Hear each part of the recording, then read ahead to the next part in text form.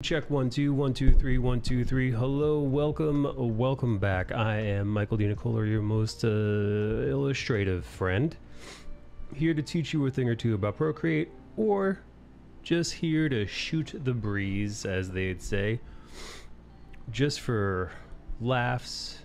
Ooh, I almost said the S word. You're not supposed to cuss the first minute into your broadcast if you are a YouTuber. Let me actually just lower this a little bit. As always, I'd like to start off the stream by thanking my patrons, thanking my YouTube subscribers, my Twitch subscribers, followers, and everybody in between on all social media platforms who've been super supportive and just awesome. Thank you. Thank you, thank you, thank you. Okay. I also like to start off the stream by showing you what I was sketching last time around, and for a while this was basically where I'd left this image, just mostly just a black and white manga-esque style image, if you want to call it that. Inking is my favorite thing to do, so more often than not I just prefer to leave things in black and white. That's my default.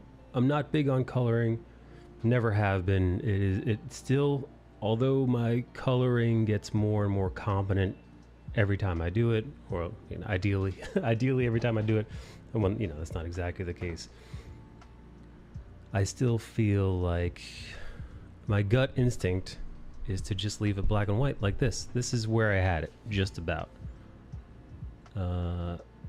Obviously add a little bit more shadow, make the background a little bit more oomph. But generally this was, like I said, you add some more halftone to it, make a fun black and white background, but basically leave it like this. I thought this was fine, but this is where I took it, and I'm continuing to add on to this.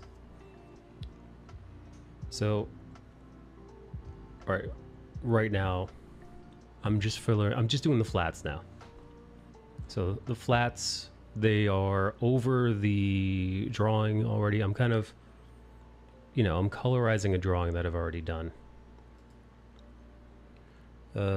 which is a bit of a cheat. I often wonder to myself if it's in fact better to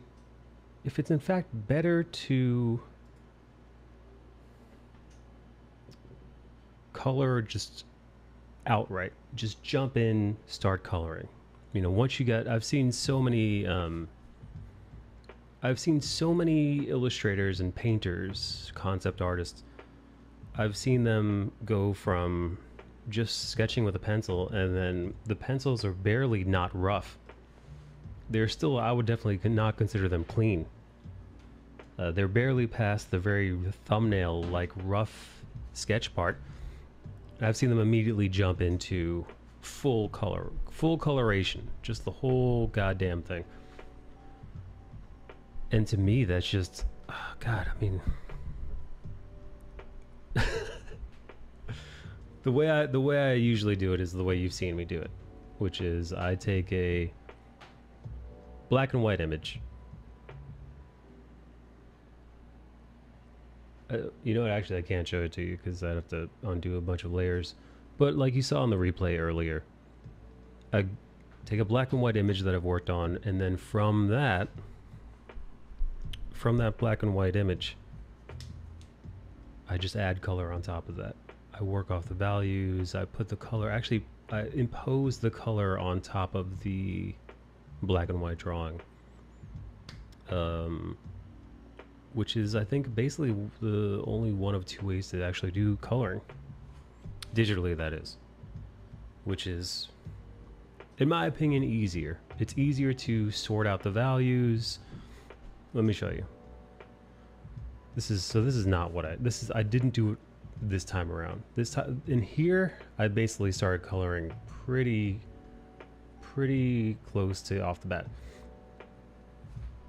So this drawing, this is how it looks in black and white. And when you are figuring out your values and figuring out where your light source is, how bright the color is going to be, what's going to be vibrant and what's going to be saturated, what's going to be dull colored for, you know, the amount of light that it's in, whatever. What's cool about this is, you know, when you're working in black and white, you don't need to worry about, you don't need to go crazy with you don't need to go crazy. It's almost like mathematics to me in the breakdown of the coloring of the piece. You look what you've got and you think to yourself, okay, let's see. So that background's a little darker than I need it to be. You know what, I have an idea. Oh geez, where's the button? Here. And this is what's great about black and white. You can tweak. So actually,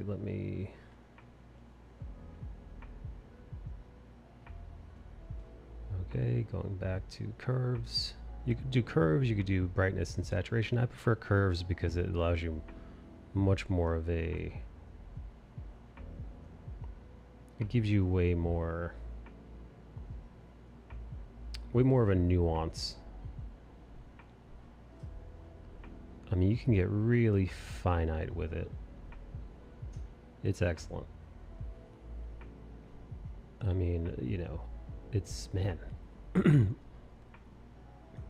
I'm so glad my friend showed me how to properly use the curve. No, actually, he didn't show me how. I figured out how to properly use the goddamn curves tool, but my friend introduced me to the tool. He basically said, you should use the curve tool. That's more or less what he said.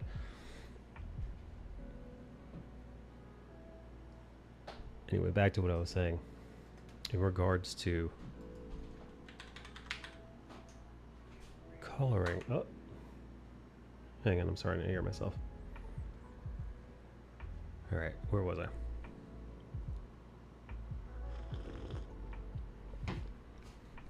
Black and white. Easier in that. Hang on, fuck. It is looking so dark in the side camera. In the desk camera. You're too dark, buddy. Let's see. Exposure. Wow, okay, that's way too bright. Jeez, man, you can't catch a... You know what this will have to do? I mean, it still looks like ass, but at least it won't be complete pitch black. Where's the glare coming from? You. Maybe I'll move you. Nope. Further away. That should do it. What's up, Shrike Boy? How are you? You know what? Actually, I'm gonna talk you guys through an issue I had with this piece specifically. I'm using very hot colors, almost blindingly hot colors. As you can see with the side cam, looks like it's about to explode from the overwhelming amount of saturation in these colors. So what I've decided to do is I made this grayscale layer, and this grayscale layer was great because I was able to check a few things. I was able to specifically break down the values of what I'm looking at and make sure, you know, first off, always good, squint. I'm serious. I forget what art genius taught me how to do this, but squint. Really, so you could barely see out of your peepers, right? And look from a distance, hold your art away and squint. And this is, boys and girls, readability. And listen, I'm giving my readability 6.5 out of 10. No, I mean, you get the idea, right? The dark parts are where I want them to be dark. The highlights are where I want them to be highlighted. And more or less, there's enough contrast and nuance in the, you know, the amount of grayscale in this image it's like, okay, nice. The highlights, the contrast, it's all working. The bright parts that need to be bright are bright and highlighted, and the darker parts work. I think it's doing all right, which is good, which means that, okay, so the values are about where I need them to be.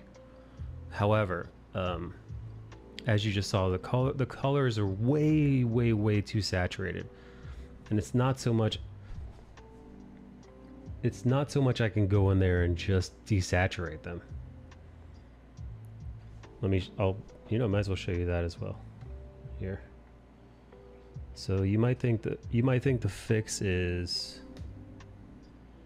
it's like, well, if the colors are too saturated, why don't you just, there's a saturation tool, buddy, just desaturate it.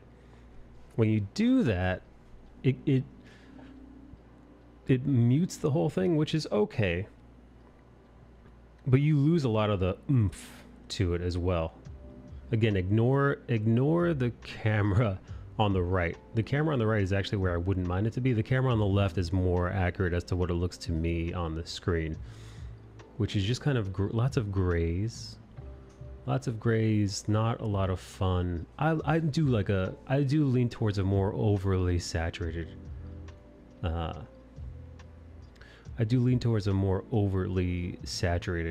piece. I like it. I think even like where it's probably incorrect to do color wise. Now I do think what I have now is too hot. That's way too hot. But I think even so I think what I'm going to do here is,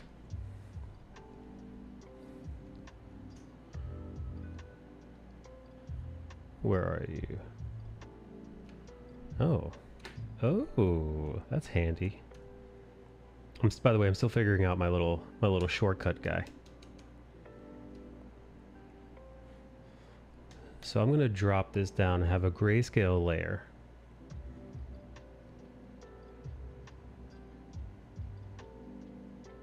Then I'm going to use this grayscale layer as the nullifier of the saturation. And from here, my evil plan. Oh, actually, let me flatten this. Bong. My evil plan. In order to bridge the gap from this, which is, oh, you know what, it's okay, but it's still too little hot for me. But I want to keep some of it. I want to keep some of that oomph. So I am going to take a giant airbrush style eraser, decrease the opacity of it, and I'm going to see if I can't add some of that back, reverse engineer it. So the pieces that are bright are very particular, right? So the stuff that's the hot, so like this stuff back here, I'm most likely going to leave, but here's where I'm going to really lift those back into saturation. Her shoulder is going to be lifted, this side of her face, a little bit of her hair back here. This one's creating a bunch of light down here, so I'm going to take the eraser, bring some of it back.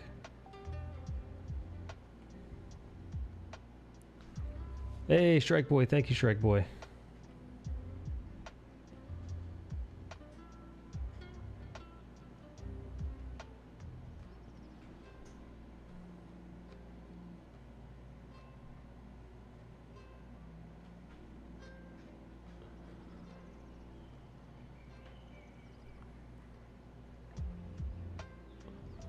Can we have some stretch marks for the people with too many options on Twitter? What?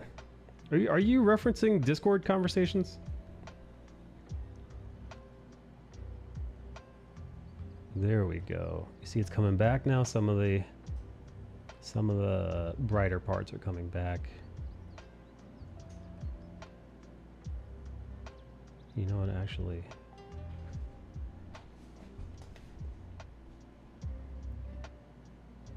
there we go. See, now it's not all the colors are screaming for your attention.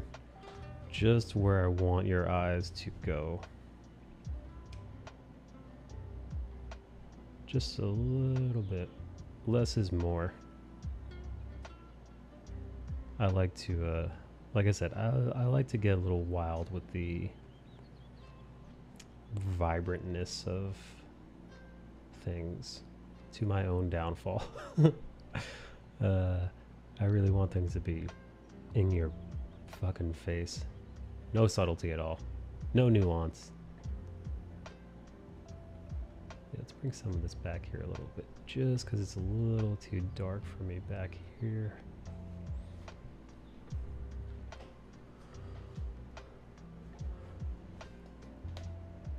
Y'all were talking about that on Discord?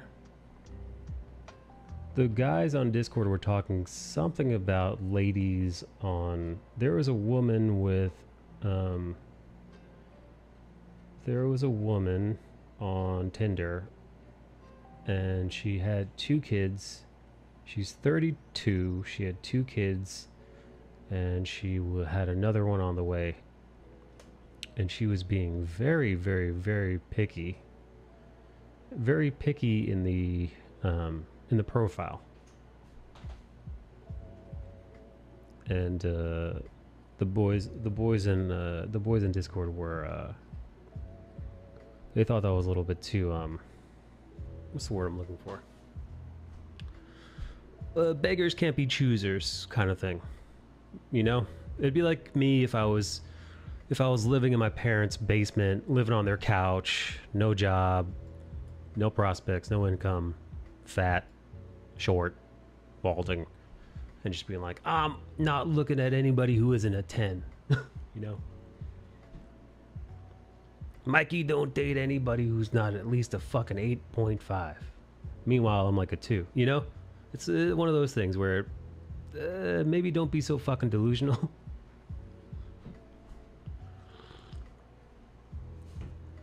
Like I said, it cuts both ways. But you know, I'm not saying you shouldn't shoot for the stars. I'm not saying you shouldn't try to bat out of your league. Sure, everything's worth a shot. Might as well, right? But you know, also have a little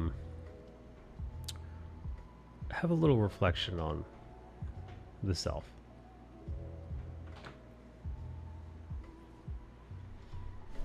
You know, that at the end of the day, the real question is, would you date yourself? Right? What do you bring to the table as a person? And then, you know, go from there. Yeah, because if the answer is you wouldn't date a person like yourself, why the hell should anyone else?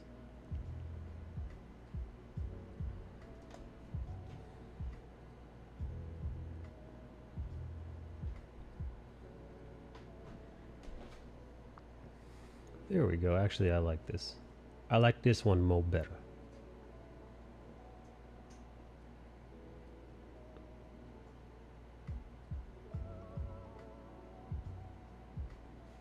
I had a guy reject me because I wasn't attractive enough. I wasn't attractive enough, and then hooked up with a chick who looked like the human version of Lamb Chop. Who? You talking about... The fuck is her name, dude? Sherry, what's her face, dude? Lamb Chop, dude? Lamb Chop's play along? Or are you talking about an actual lamb chop? Like the meat? Like she looks like a slice off the lamb you get from the butcher shop.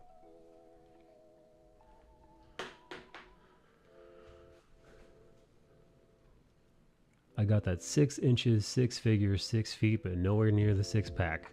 Listen, you can't have it all, man. You can't have it all. I don't think too highly of myself, but damn, dude. I mean, in the same, you know, in the same vein, I guess, you shouldn't think so poorly of yourself. You know, like you shouldn't. It's the polar opposite, right? One person hits the dating scene and hits these dating apps, and they're just like, they really bring nothing to the table as like a human being. expecting just the fucking best, right? You've got no job, you've got, you know, you're a bum, you've got no prospects, and you're expecting like this incredible human being to want to date you, who's, you know, work on yourself first, or at the very least be aware of your shortcomings. You know, the polar opposite of that would be somebody who's you know, got something to offer, but just, you know, just down on themselves, no self-esteem, full of insecurities, full of imposter syndrome. You don't want to be that person either.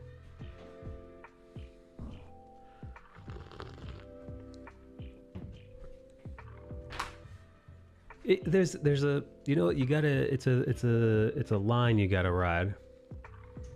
You know, confident but not cocky.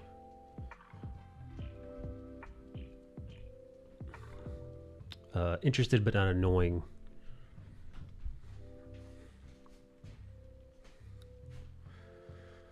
You know, yeah, like I said, you don't want to be, you know, like you know, like you do, close but not clingy. It's tough, man. It's, thank God I'm not dating. Thank fucking God I'm not dating, dude. I don't know how people do it. I honestly have no idea how people do it, but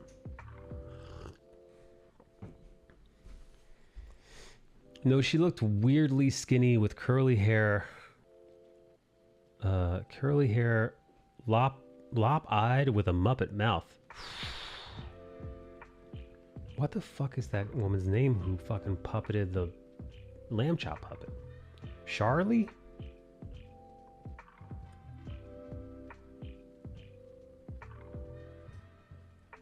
I know she's dead.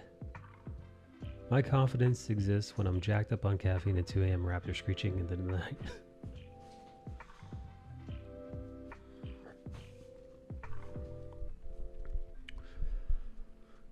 You'd be surprised what confident people are able to pull off when they have no right being able to pull it off. You'd be real fucking surprised, or maybe you wouldn't be surprised.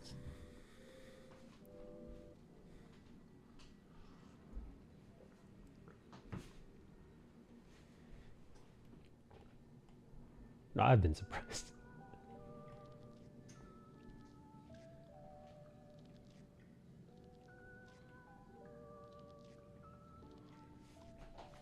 Sometimes not giving a shit works wonders.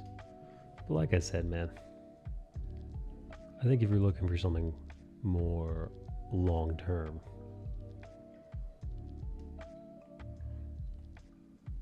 you know, at that point you're a partnership. Or at least you're looking for a partner. Like an actual, and I don't mean partner in the life partner sense of the word. I mean partnership in the, if you're looking for a long haul commitment, you know, that means it's a lot of responsibility, man.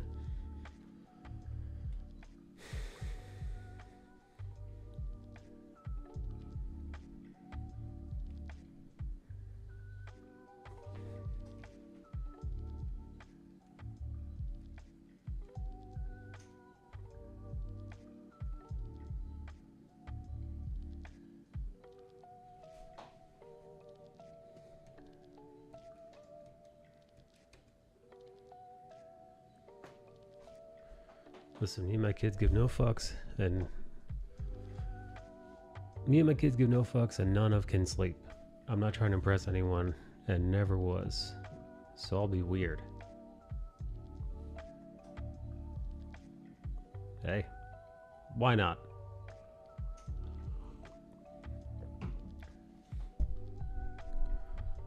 You saw Jurassic World, the newest one, Dominion? Alright, you know what? I'm calling this one. This one's done. It's done enough. How is the new one? I've heard mixed things. Alright, now back to this one. Gotta figure this one out.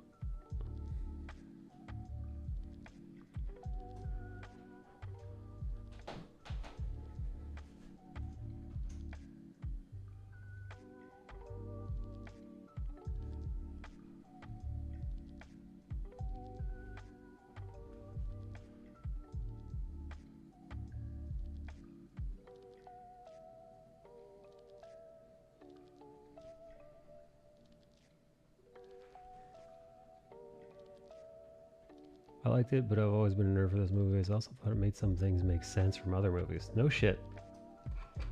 All right. I mean, that's cool. Apparently people from the reviews I've been seeing hate that movie.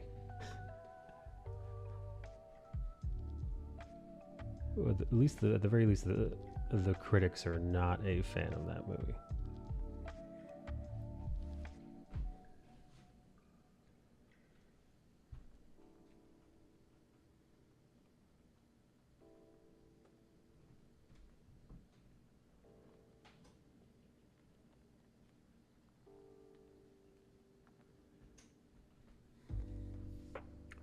They did misrepresent a dino in the movie. That kind of made me feel away. Misrepresent? You mean like they made it look different than what it is in real life?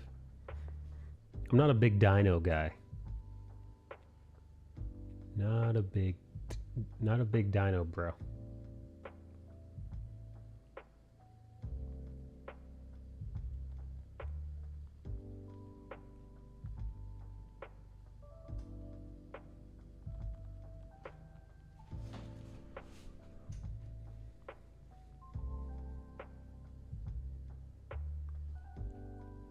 So they tried calling it an apex predator, but it's a herbivore in reality, or was.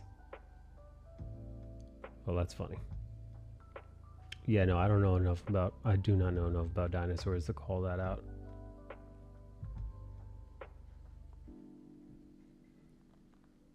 But I bet a lot of paleontologists, archaeologists, biologists, people who are hobbyists in regards to knowledge of fossils and dinosaurs, I bet a lot of them get bummed out when they see what Hollywood does to stuff.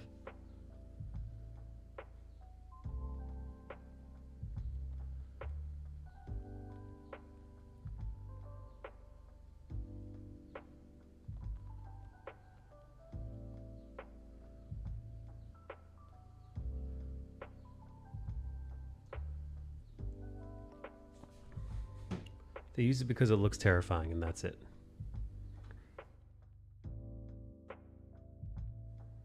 This is beautiful, Michael. What I'm drawing? Is she coming out of a creature's skin?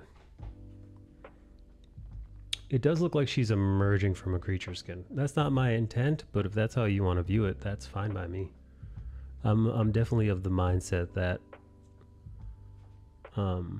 I make the art, but how you interpret my art that's your call.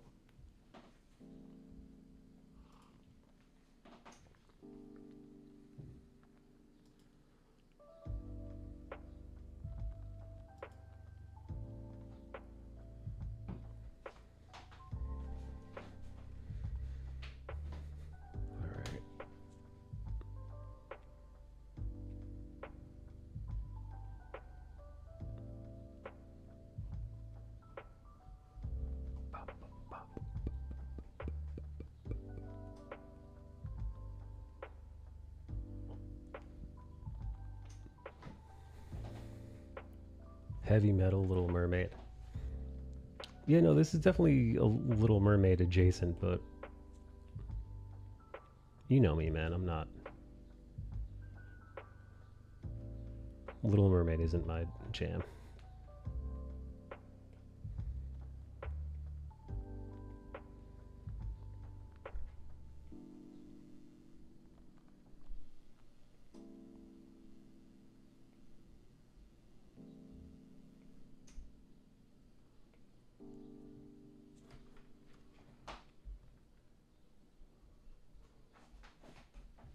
They use it because it looks terrifying. Pink, I didn't know you were a fucking motherfucker. Just crashed on me. Pink, I didn't know you were a dino nerd.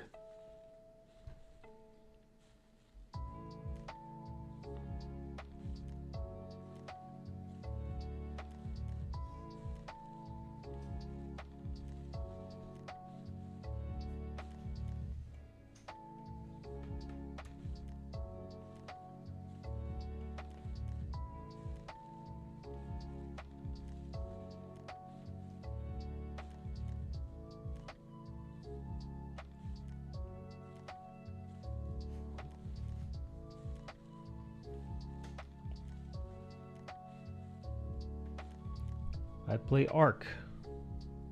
Is Ark the one where you're like a cave person? Is that one?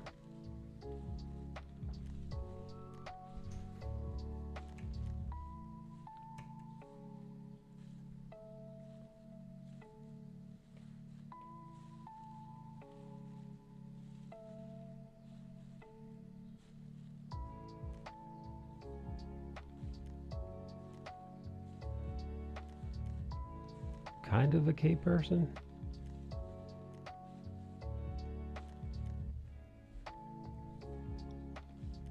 You don't have space age weapons in that one, right?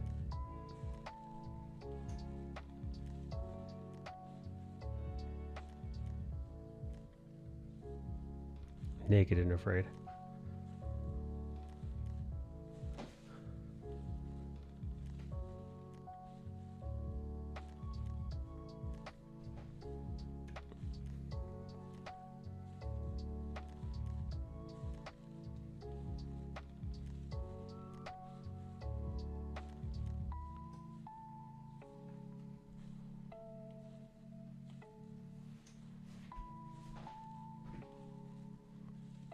Or their weapons are primitive in tech. Ark doesn't take place in the past, but it's a simulation. Wow, I'm confused.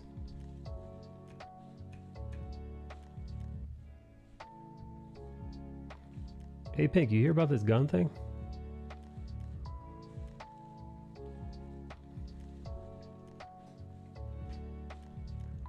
I saw in the Discord that the Supreme Court voted that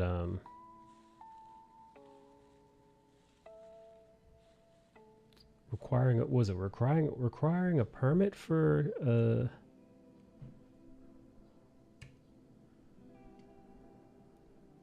to conceal and carry was unconstitutional? Is that what I saw? Something like that.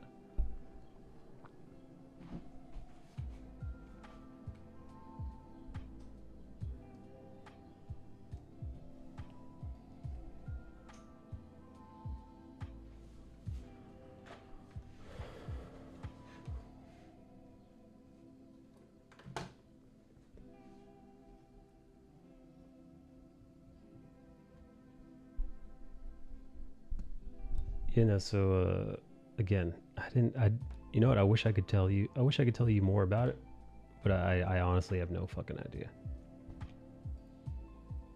I thought to myself, I saw the articles posted in the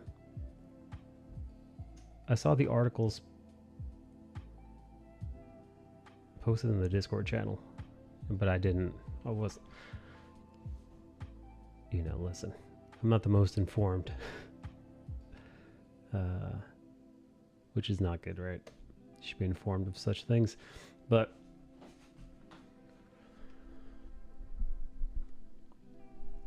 Pink, right? So you know how in New York City, for example, the only people that are allowed to conceal carry are like former cops, security people whose line of work actively puts them in harm's way. So you have to file up for a very specific permit, and they do not give them to a lot of people. It is like to conceal carry in New York City, it's near impossible to do. You're only meant to apply if you're, like I said, if you're a police officer, if you're security, or if you can prove that you need to conceal carry due to your work. So I know a guy that got the permit because I think it was a bar owner or restaurant owner, something like that. He was dealing with a lot of cash deposits, right? So he was regularly making substantial cash deposits, and I think he used that as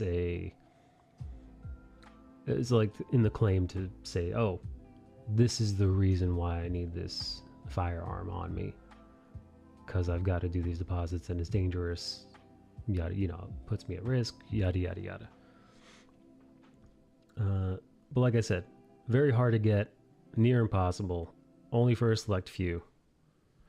Most people can't get them. That is until today.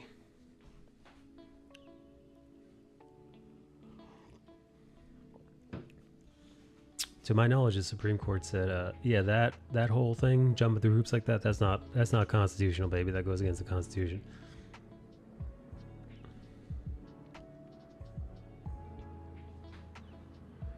So what now? Anyone could, apparently.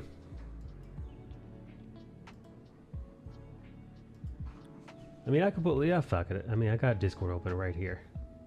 I could pull it up. Bop, boop, bop. Beep, bop, boop, bop. Beep, boop, boop, bop. Bop, boop, boop, beep, beep, bop, bop, bop, boop, bop.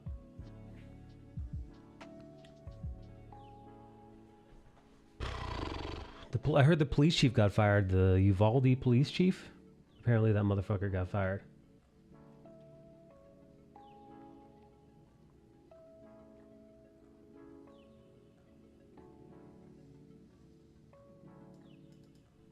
Oh my god, dude. Dallas woman sentenced to life in prison for convincing boyfriend who suffered a traumatic brain injury while serving in the army in Iraq to murder her husband.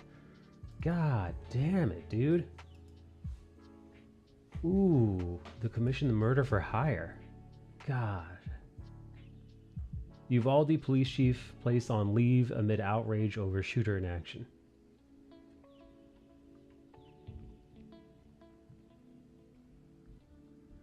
Here we go. Here's the article. I found it. I found the article, gang. Hey. Kennedy, you hear about this gun thing? What gun thing? Pulling up the article right now. Friend.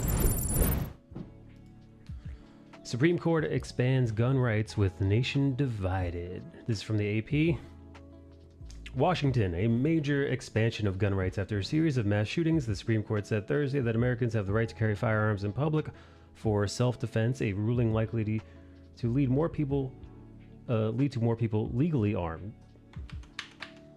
The decision came out as Congress and states debate gun control legislation. About 1/4 of the U.S. population lives in states expected to be affected by the ruling, which struck down a New York gun law. So I was just explaining to everybody in the chat. In New York City, in order to conceal carry, you had to jump through all kinds of red tape and hoops. I did a little bit of the breakdown, but it was near impossible unless you had like a tangible, specific reason for it. And even then, it was very iffy unless you were in law enforcement or security of some type. You're talking legally, though, right? Yes. Which struck down. So the gun law apparently has been, but apparently it's not just in New York. Apparently, some other states, some other cities have had strict legislation. But the High Court's first major gun decision in more than a decade split the court 6-3, with the court's conservatives in the majority and liberals in dissent. Blah, blah, blah, blah, blah. Blah, blah, blah. Biden says this. Don't give a shit.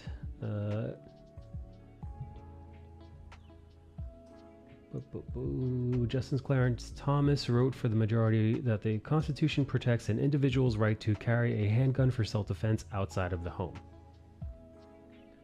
That right is not a second-class right, Thomas wrote. We know of no other constitutional right that an individual may exercise only after demonstrating to the government officers some special need. I mean, he ain't wrong. The lawful and legal gun owner of New York State is no longer going to be persecuted by laws that have nothing to do with the safety of the people, and will do nothing to make the people safer, he said. And maybe now we'll start going after criminals and perpetrators of these heinous acts. Ooh-wee. What do you think?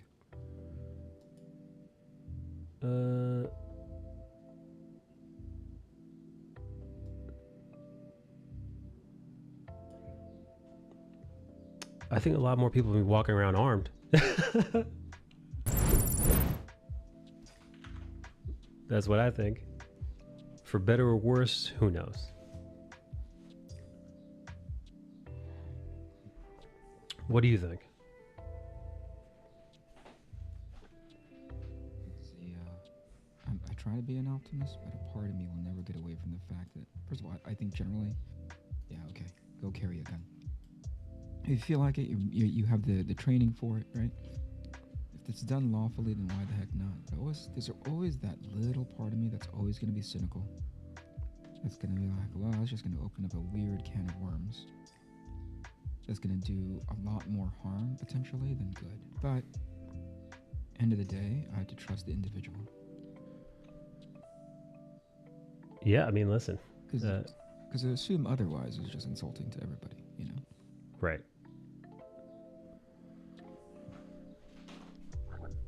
Hey, D-Mac, what's going on, buddy? Also, congratulations on your newborn child. He looks darling. I don't know what you're supposed to say about your newborn baby. Eric, what's the custom when you see a friend's newborn child? What do you say? Like a character. You sound like a character from Mary Poppins. I don't know what the custom. I generally when my friends have children, I generally don't say much at all. I just say, "Great, you did it, bro. You did it, baby." Congratulations. Happy for you and your growing family. I hope mom and baby are healthy. There it is. See, that's how it's done. That's how to adult. Canetti style. Well, it's not to say it's right, but it's better than it looks darling.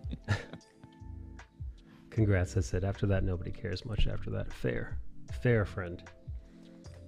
Well, congratulations. All right, so listen, I watched me some Obi-Wan? Strange yesterday. And I know you're a Marvel fan, so talking to you about this is not gonna land well. But I was so bored. The pacing was not good. Well, here's the thing, and maybe this is unfair because I've been deliberate and I've been pretty clear in telling you that, hey, I think after Endgame, after Infinity War, I was pretty much like, okay, that's it. That's a great thank you very much to everybody who stuck around for 10 years, 11 years, you know? Yeah. So for me, everything else thereafter almost feels like, and this is again, very unfair, take it with a grain of salt, I know my bias. It really felt like a high-end Power Rangers movie. Power Rangers. Interesting. You know what I mean? Like, just enough to convince you that the elements are real, but not to the high quality of an Endgame, you know? Like, Endgame and Infinity War set such a high bar. I'm talking visuals now, just like the execution of it all. Yeah. Right? The first time that you see them go into, like, the whatever it is that's By the way, people watched it, yeah? I want to be sensitive to the spoiler space. Nah, dude, listen, it's out for months. Whatever, it's been out. Yeah, that's a them problem, not a you problem. Yeah. Okay, so the point is, you know, they go to the book of Vishanti? Vishanti is the good one. Okay, so they go into that realm where it's being held. Basically, the opening of the movie, and they're jumping on top of like what could possibly be like Steve, you know, like these floating, whatever, pieces of landmass. That's right. To indicate that it's like magical space. They're hip hopping. And I was like, this is the worst. This is the worst sort of like thing. It's just wow, they lost you in the opening. Jesus Christ. Yeah, but keep in mind, when I saw Doctor Strange go and meet Dormammu when he was doing the whole repeating thing, that's the same thing. That scene. No, the first one. No, but dude, those seeds are the same. Are they not? No, execution wise, it wasn't. I felt like this was done a tiny bit on the cheap. Maybe there was a little bit too much obvious, you know, what's the wire work, something like that. I don't know what it is. I think it might have been also in the visual, the final execution of the delivered assets, whatever. But however, okay, so let me go on this ride, right? Sure.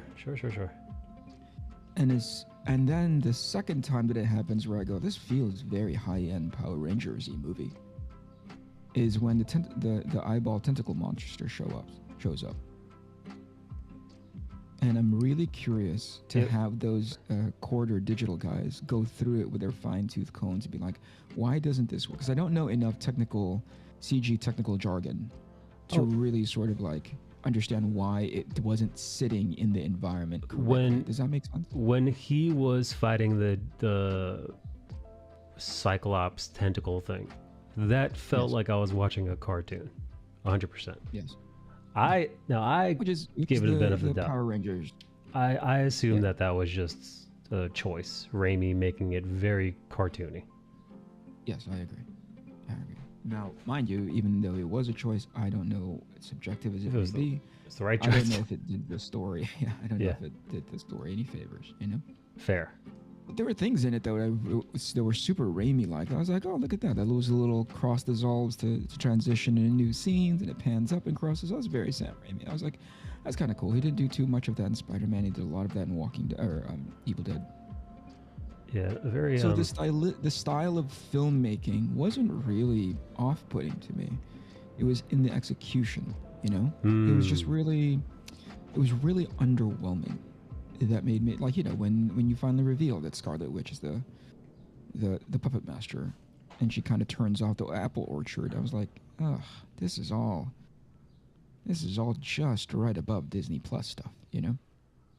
You know, I gotta say, I really enjoyed it the first time watching it, but the second time I watched it, it did lose a lot of its luster, and I think because I all the twists and turns are known, so all the like surprise cameos, the even Wanda finding out that Wanda's the villain, all these like fun little twists were gone, and I did find once you remove those, the movie is, for me, went from, I don't know, an 8 to a 7. Yeah. Well, this is sad that I was like hoping the best for, because I really like Cumberbatch. I really like Doctor Strange. I really liked the first movie. I know people didn't really care for it, but I liked it. And so my takeaway was, I liked No Way Home a whole lot better in its visual execution than this thing. I liked certain pieces of this. I know people might have found it cheesy, but the music notes fight, love that side. Love that. was at least like a unique. Let's try something different. You know. I really like that. That was really cool. As campy as it was. Yeah, but by design, right? I thought that was pretty cool, because at the very least, it was trying for something, right? Yes. But yeah, they're mixing it up. It's few and far between that I can almost count on one hand to be like, hey, that's really awesome. Yeah, it definitely feels like one of those Marvel movies that I think I was expecting a little bit more from, but in the end, it's one of those forgettable ones. It's ones that are, it was good for me watching it. I watched it again. I don't think I'm going to have a hankering to watch it anytime soon. Kind of like a Guardians of the Galaxy 2. Like I saw that one or twice. I saw Guardians of the Galaxy 3 a handful of times, and I'm always down if somebody wants to watch it. I feel like that movie holds up. But it's like, or like Iron Man 2, Iron Man 3, or Ant-Man 2. They're just kind of these 0-calorie movies. You watch them, it's fun, a bit of spectacle, some laughs, and then you just go on about your day. It doesn't really resonate, right? Like I remember when you came back from Batman, you were like, "Whoa, Eric, this is deep." And when you came back from Joker, you're like, "Whoa, this is really cool." This is a movie that you could you sit with it. Yep. You could think about it, and you might even go back to it a couple more times. Yeah. Doctor Strange is not that movie. Although, what do you think of the cameos? Did you like any of that stuff? Do you go for any of that stuff? Yeah, it wasn't for me. It wasn't for me only because it, not to say that I had any sort of expectation, but I really thought there were like the cameos were great in as far as like, oh, that's cool, right? Yeah. But they were really just information delivery systems. You know what I'm getting at? There wasn't really anything there for me to be like, man, that's a cool ass character. Oh no, it was all. Do you know what I mean?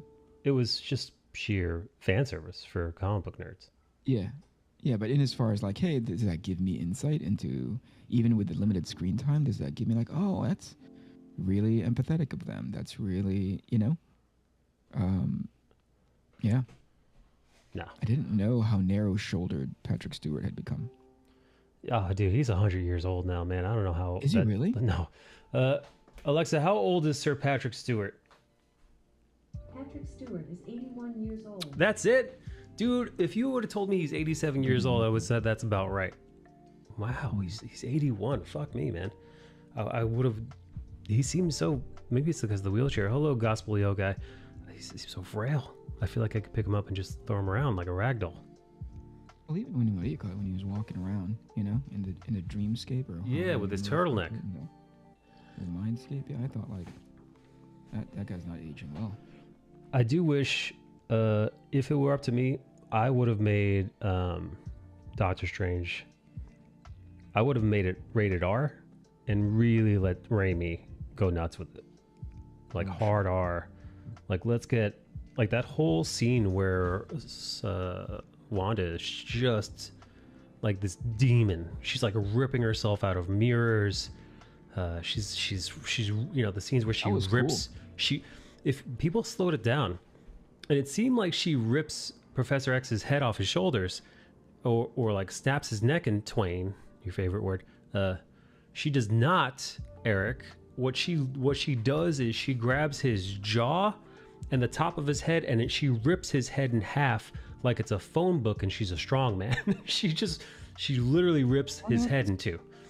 It's sick. She just kind of breaks his neck. I thought she just snapped his neck too, but people were like, "Wait up, something looked weird there." So they actually like went in and like did a frame by frame, and apparently she rips his jaw and the top part of his head in different directions, as like in like full demon mode.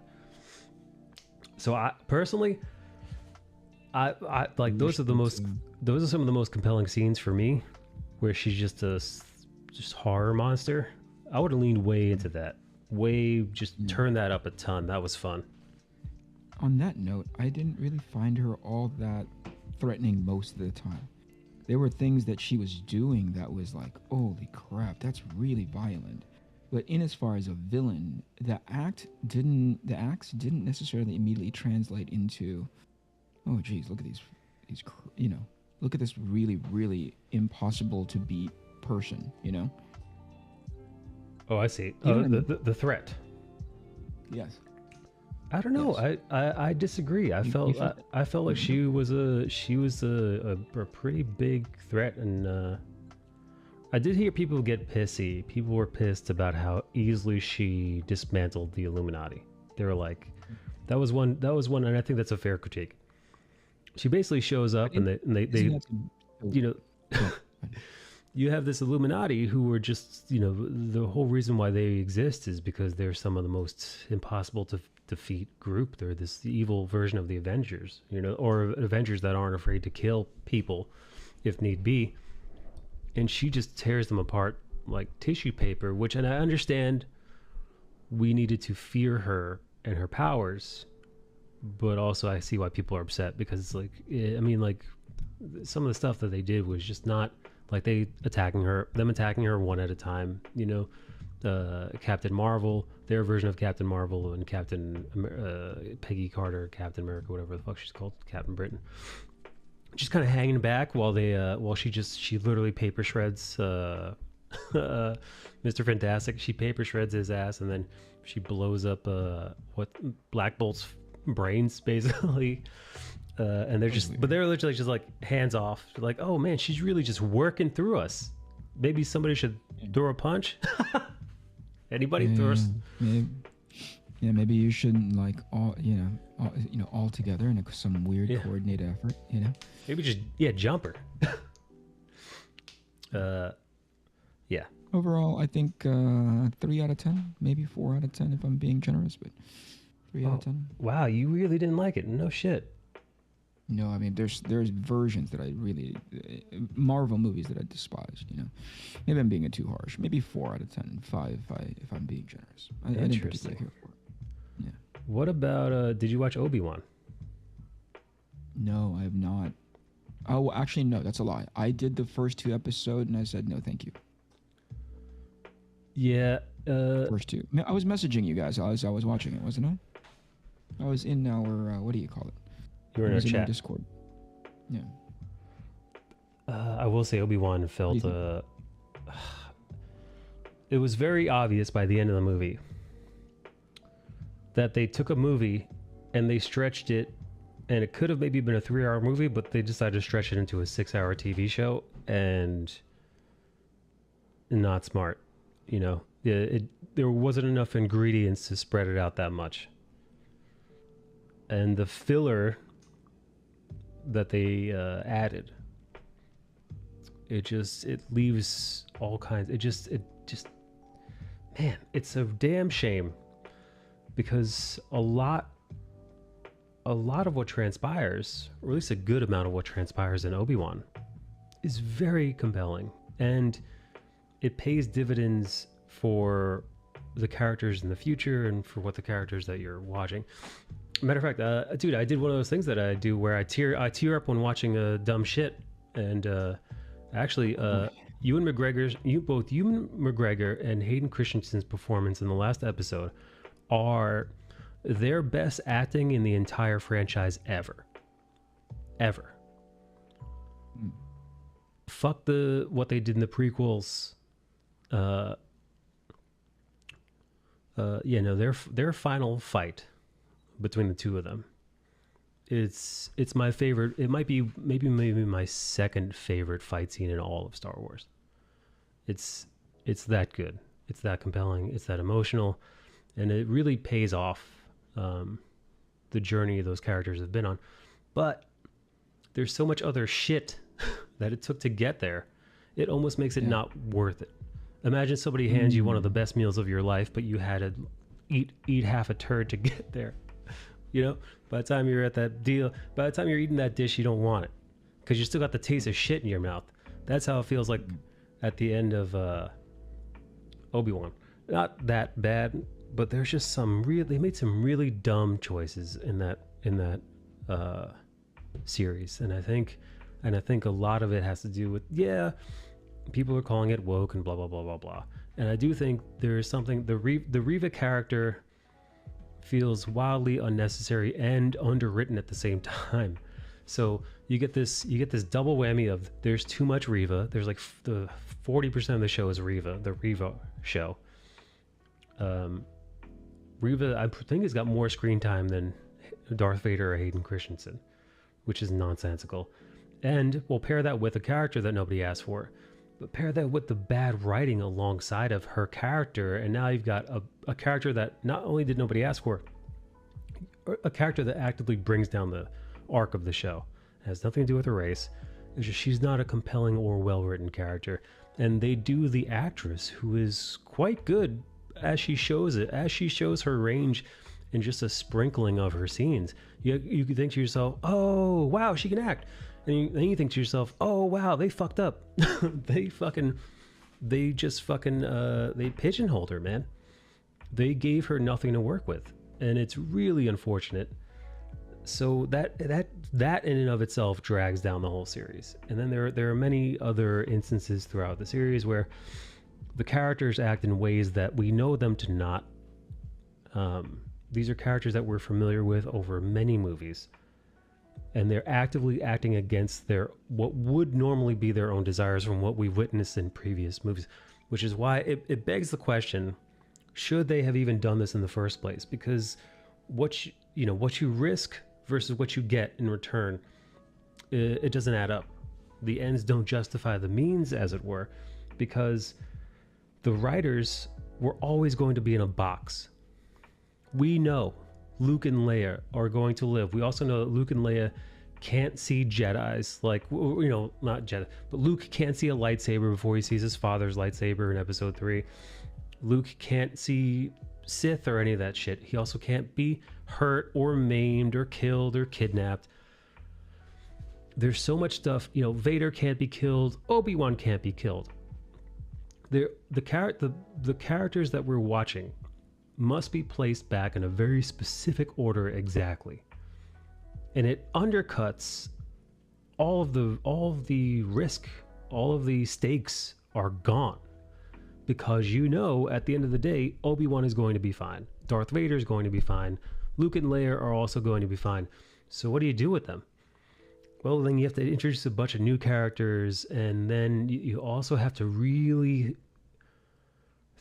thread the needle of the story that you need to end up in. So for one thing where they fucked up and people are very upset who love Star Wars, Leia has no connection to Obi-Wan in the original trilogy. She calls him Obi-Wan Kenobi, and she doesn't refer to him as a friend. She says, "I need your help. You worked with my father during the Clone Wars, or you served with my father in the Clone Wars. And Obi-Wan Kenobi, you're my only hope." And that's it. She watches him die, and she's like pulling Luke away, almost indifferent to the old man dying, as if she's never seen him before. Because it seems like she hasn't, because she doesn't give a shit. Because she doesn't have any... Until they did this show, she hadn't. Right. So them retconning things, making it that Leia and him, there's almost this like, uncle. He's Uncle Obi-Wan now. Small spoiler alert. He tells her about her parental lineage, and it's beautiful. It's beautifully acted. It's incredibly emotionally compelling that he hasn't mentioned Padme or Anakin by name, but he does tell her that he knew both of her parents, and it's very sweet, and it's lovely, and it's well written, but it doesn't mesh with what we're going to see in the future. And there are many instances of that where they basically retcon a lot of stuff that makes really hardcore Star Wars fans very upset because it doesn't jive with the characters that we know. And we see that the reason why so Carrie Fisher's reactions as Princess Leia to Obi-Wan in the original trilogy doesn't make any sense. But Carrie Fisher as Leia Organa, her reaction vis-a-vis naming her first and only child Ben does make sense, right? You see what I mean? So, but it's a conundrum because in these set of movies, they never talk about Obi-Wan. She has no connection to Obi-Wan emotionally or otherwise. It seems like she's never met or knows the man. But in the sequel trilogy, she names her firstborn after him, which again doesn't make any sense. But now they've retconned this so that they were very close and had almost a familial bond. It's wonky and it's weird, and like I said, I don't think that what we got was worth all the stuff that they did that was screwy and weird and unnecessary. Like Vader isn't acting like himself. I'll be back. Yeah. Step away. I'll be back. Alrighty. Vader doesn't act like himself. I mean, he does and doesn't. He does and doesn't. He does cool things and then he does really stupid things. Obi-Wan feels like Obi-Wan some of the time, the one that we know. And then, we get that Obi-Wan's going through a really hard traumatic experience, and he's kind of lost his way and he has to find his way back, which is, I mean, at this point, it's fucking over. We get it. It's overdone. I gotta say. It's, the whole like broken hero thing. We've seen it with Obi-Wan, we've seen it with Luke Skywalker. It's overplayed now. I think it's just kind of like it's the lowest hanging fruit. It's bargain basement. We all see it coming. We know exactly what's going to happen. The hero is broken and lost, and he's lost his way, and he doesn't know what to do, and he doesn't have any hope or faith. And then we all know exactly where it's going to go. We know he's going to find his faith again. We know he's going to find a new hope. It's fucking played out. It's predictable. Hey, what's up, Nerditude? Nerditude, you went on late last night. I got a notification on my phone. Let's see if I can pull up that. Let me see if I can pull up that sweet notification, baby. Oh, there's motion at my front door. Let's see.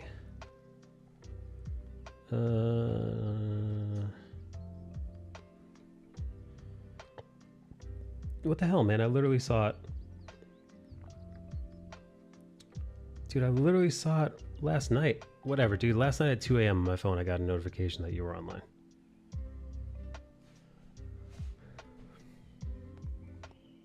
I'd argue people don't give a shit about her character and don't want to hear her preemptively called hater racist. Master Obi-Wan, they made a feel-good chick flick say it. What? The books talked about Leia having spent some time with him, but it was always brief, pre-Disney. Oh, you're talking about Star Wars Legacy?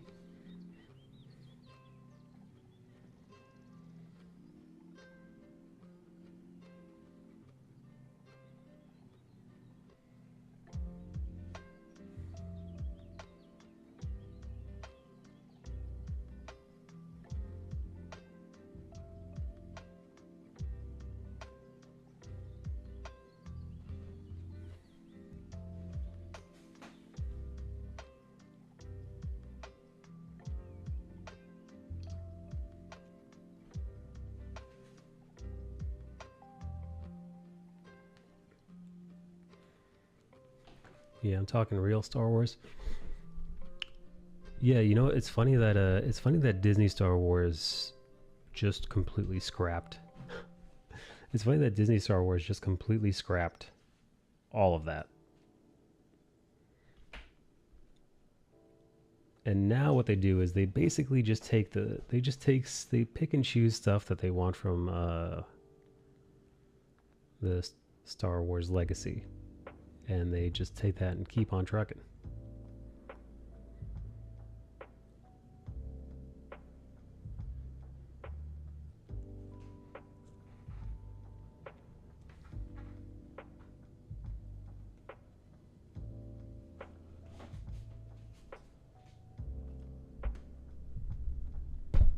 Like those random aunties that show up saying they changed your diapers? Manzi, what are you talking about?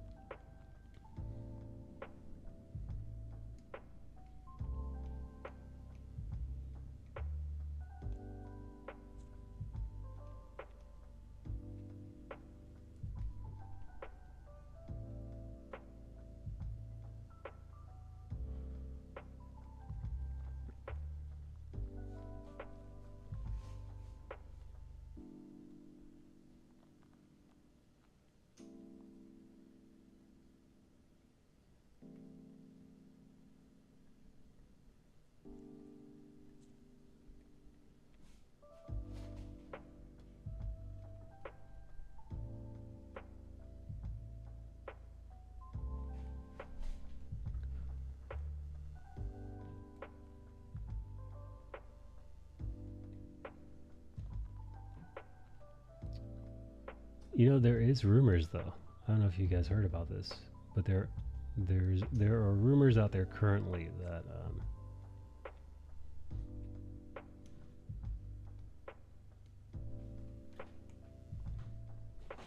they're gonna do a second season of Obi-Wan.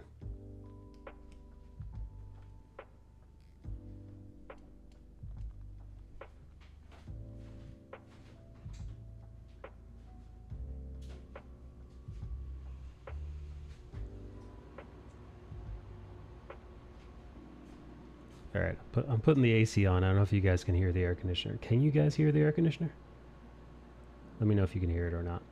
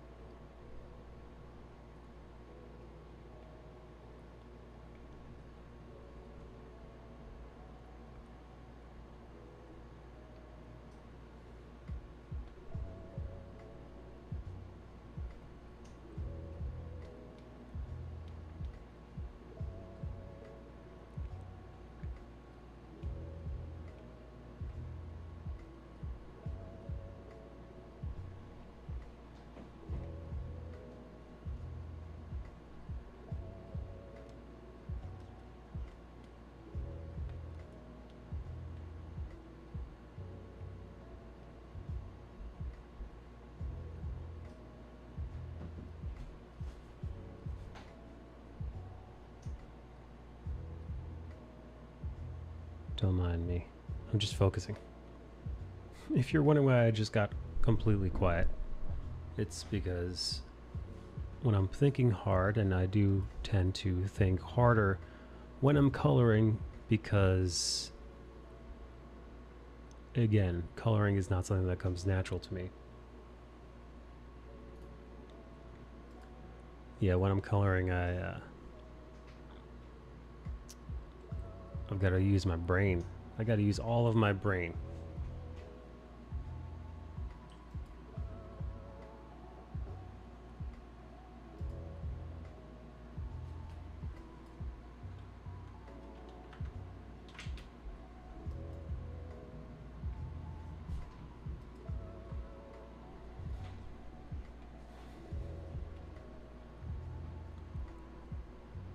Here, I've got a question. Are any of you guys going to see Thor Love and Thunder?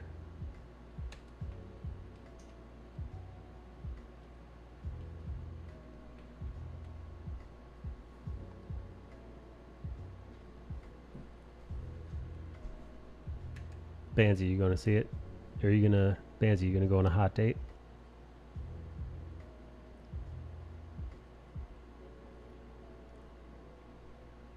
Banzi, you go on a hot date to see it?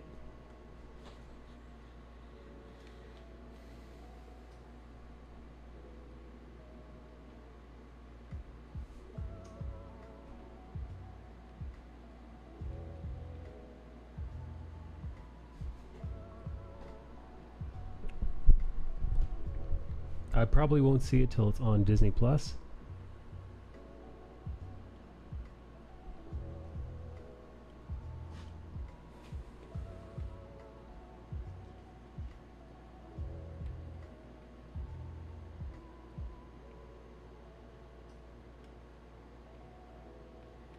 Banzi, you don't take dates to the movie? Is it a Brazilian thing? Is that a Brazilian custom? Do Brazilian ladies not like the movies, the cinema?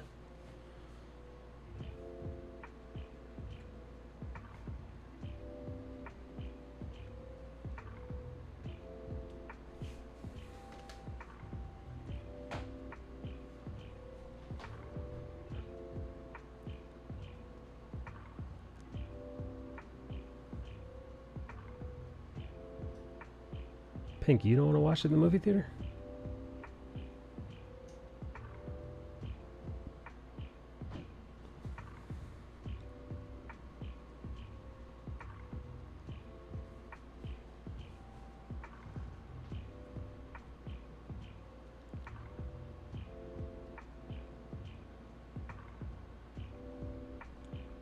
Now, I know seeing a movie as a first date is a bad date, because those first dates, you know, you got to figure out who the other person is, what you're into. That's, you know, that's the discovery phase.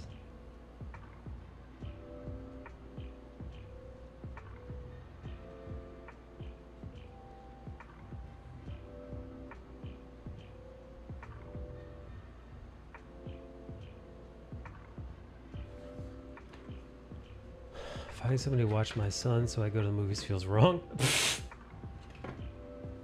I mean, that's fair, right? Yeah, fuck, I forgot you have a newborn. Hey, at what point, this is something I guess I've been curious about for a while. I've never asked any of the people I know that have children. At what point do you get to be a normal person again? You know, because like right now I could be like, yo, I'm going to the fucking movies. At like 10 o'clock at night, I could be like, I'm going to the fucking movies. I'll see you around, dickheads. It's movie time. Hell, dude, there are times where it's 1 o'clock in the morning. I'm like, dude, I want to go for a drive. I'm just gonna hit the old dusty trail. I'm just gonna drive into Manhattan just because I feel like it.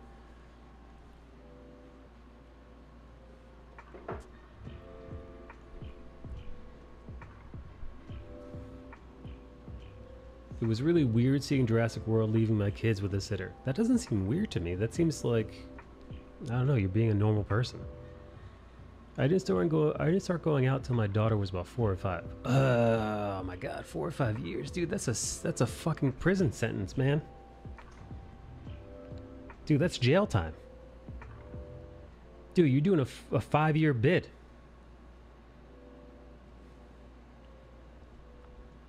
You're only getting out after good behavior. When they move out, until then, nothing is spontaneous. Oh my God. Hey, Daryl, how many kids you got?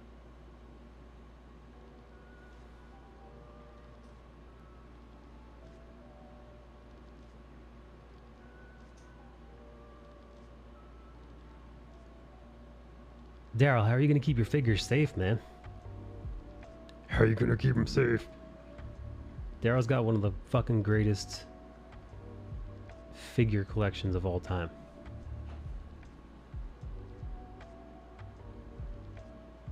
Maybe the greatest. I have 2. Only movie I've been able to see the past 7 years, Sonic 1 and 2. Well, you could always get a babysitter like Pink. Pink just said, yo, I need a sitter, dude. I need some mommy time.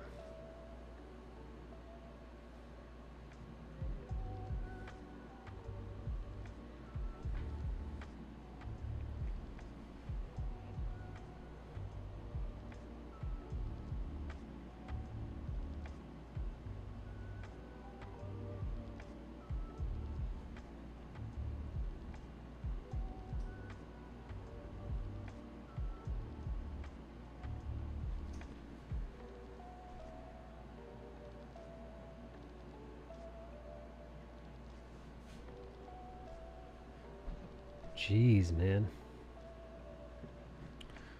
Maybe the trick is to have like a bunch of kids. And then once the first group is a little older, you could have them watching the younger group. And then this way you just wash your hands of it.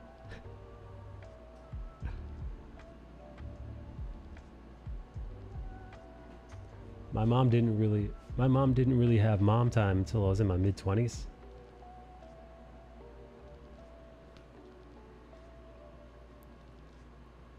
Having kids is a constant worry. It never ends. Fuck that, dude.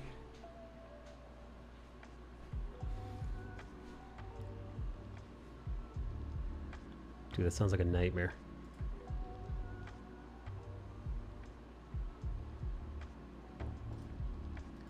That sounds like a nightmare.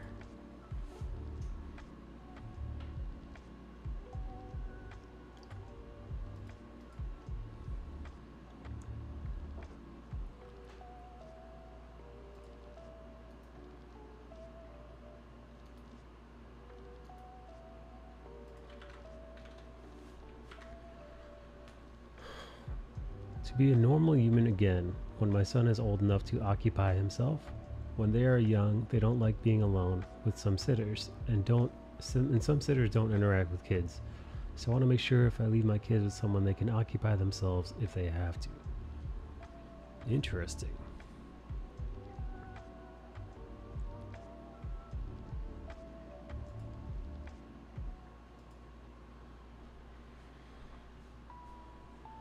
Little homie got to be 16.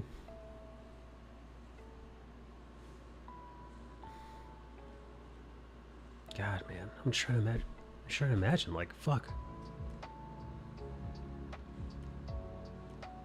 Yeah, wait. Yeah, what if? Oh man, what about, dude? Like, it's actually like, what the fuck? I'm thinking about like, man, you can't go to the movies. You can't probably. Oh, dude, going out to eat restaurants. Dude, going on vacation, exploring new places just because you want to. My daughter is 6 and can entertain herself with video games and Hulu.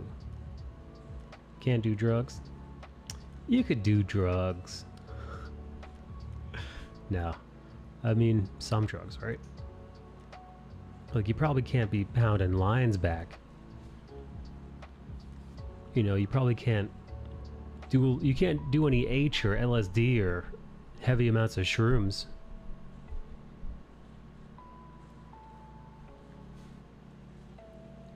Listen, dude, plenty of people do all kinds of prescription drugs.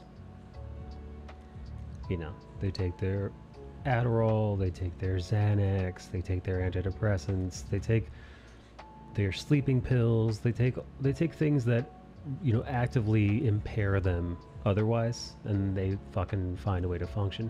I'm not saying that you should be completely impaired from smoking too much weed, but I'd imagine you'd be fine smoking a little weed or having a couple of beers, you know, again, within reason.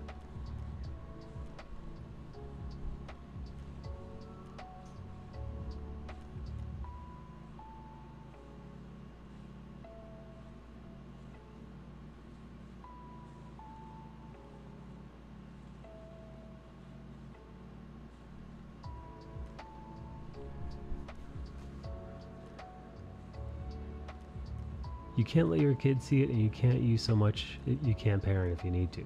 It's like this. You're staring at a mini you. You want them to have the best of everything. Anything you missed out on and what you would have wanted when you were that age. If you don't have kids, it's almost impossible to understand. I didn't. That allows you to give up 70% of your life. Nah, dude, I'm gonna be a parent. I'm gonna be a parent like the parents in the like the 1950s, where it's like, hey, you stand there and shut the fuck up. You stand there, you shut the fuck up, or you catch a beating, stupid. I'm gonna sit you in the back seat. I'm gonna smoke half a pack of cigarettes, and you're gonna shut your mouth.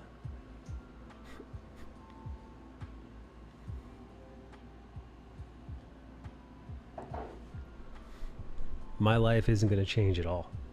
You'll see. I just gotta get somebody pregnant first so I could show you guys. Watch.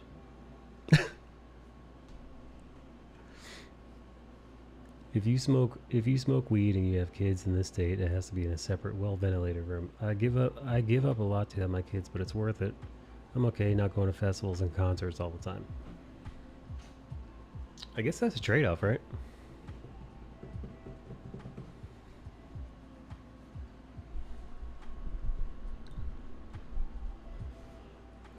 I'll be honest, man. Dude, my parents are exactly what you described.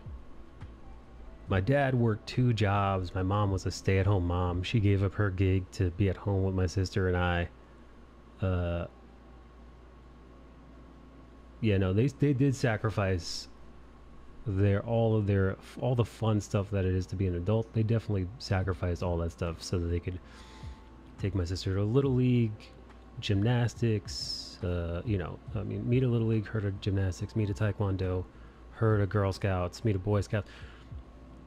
Always extracurricular stuff, always stuff going on the weekends, constantly helping me with my homework, you know, teaching me all the pivotal stuff, learning how to ride a bike, learning how to fish. You know, my dad was there at every turn. And it definitely seemed like they did, Daryl, what you said. They sacrificed in order to make sure I had all the stuff that they couldn't. If I were to be a dad, I'd be the exact fucking opposite. I'm gonna keep on trucking, baby. You're on your own. You get what you fucking get and you don't get upset.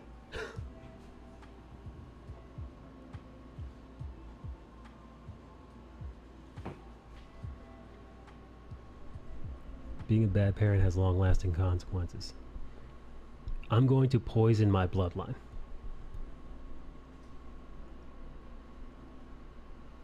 I'm gonna raise a lot of resentful little animals.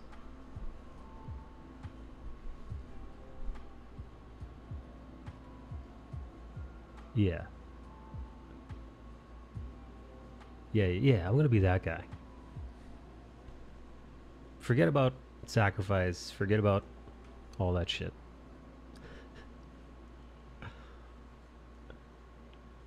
My goal is to have a bunch of kids, have all of them hate me, have them be at therapy years later, and be like, that guy was an asshole.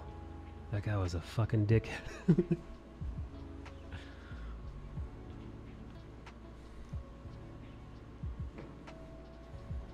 I'll check back with you on that. Being a bad parent is way more than what you do. How do you mean? I'm not gonna beat anybody. I'm not an animal. raising asshole just makes your life 10 times harder, right? Yeah, you're right, because then they're going to be a dickhead towards you.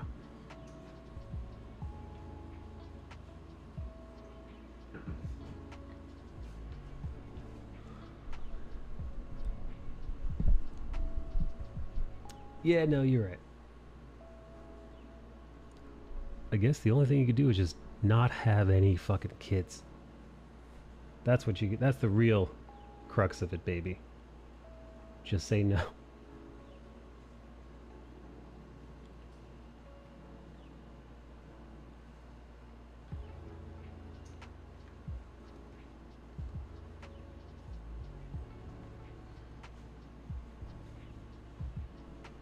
So some people say if you drink, you're a bad parent. But I've had an alcoholic mom, and it wasn't the booze that made her a bad parent. It was what she was using the booze to cover up. What was she using the booze to cover up?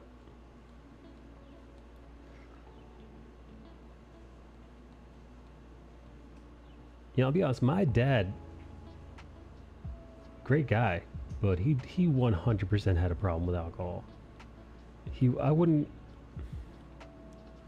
wouldn't call him an alcoholic in that he's a completely functional person. You know, to me, listen, alcoholism comes in many different shapes and sizes and many different like forms and ways, and each person's story is different, right? Alcoholism or drug addiction or drug abuse or alcohol abuse, the many faces, and each person's life, it affects differently, and they look at that differently. So a good rule of thumb in regards to alcoholism or drug abuse, a good rule of thumb is how much does this hinder your day-to-day life? That's, again, it's not the only rule, it's not the only way to judge, but it's a good barometer. If you are consuming or imbibing or doing so much of a specific substance that it's interfering with your personal relationships, with your familial relationships, with your work, with your livelihood, then at that point it is 100%, it's a problem. And the severity of that depends on the individual, yada yada yada. But that's a good rule of thumb, which is why I say I don't think my father had a bad relationship with alcohol, in that when he was drinking, he would drink to excess. However, it didn't affect his relationship with me or my sister, didn't affect his relationship with my mom or his job. My mom would tell him to take it fucking easy. Take it fucking easy. But aside from that, everything was fine. So it's different for everyone. What's news over here? What have you transitioned the conversation into? Pink says, my mom was violent and controlling. She had me to try and keep my dad in her pocket for cocaine. She never spent time with me and often beat the shit out of me. When my dad finally left, she snapped and went full-blown into drinking and just being miserable and abusive. She drank to ignore her insecurity, and I was a constant reminder of her insecurities, so it got taken out of me. She stopped drinking for a long time. She stopped drinking for a long time and never changed. That's a bummer, dude. That's a real bummer. It took a turn. We were talking about Doctor Strange, and all of a sudden, Doctor Strange and the Mike, multiverse of alcoholism. Where's your line on? I know that you yourself have never shied away from any sort of like conversation. What's the line? It's in your recent history, in your full history, as far as like talking about subject matters that pop up in your chat. Are you like just kind of open about it? Yeah, no, I don't care, man. There was once a girl on here who was molested as a child. She was raped. And she openly shared that while you were streaming? Yeah. Oh no, she took it even further. Not only did she say that she was horribly abused in those ways, she also let it go that her relationship with sex and men had been completely destroyed by that. Whereas like she needs to just be like, in order for her to feel anything sexually gratifying, she needed to just have the shit kicked out of her, more or less. Holy cow. Yeah, man. It's Like intense. really intense, man. We're talking about she needs to be like bloody and broken in order to feel any kind of sexual I mean, gratification. the subject matter was intense, not the freaking. Oh, well, her sex and the subject matter both intense. Yeah, it was pretty dark, man. No, I was honest with her at the time when she was talking about this. I was like, I'm gonna be honest, dude.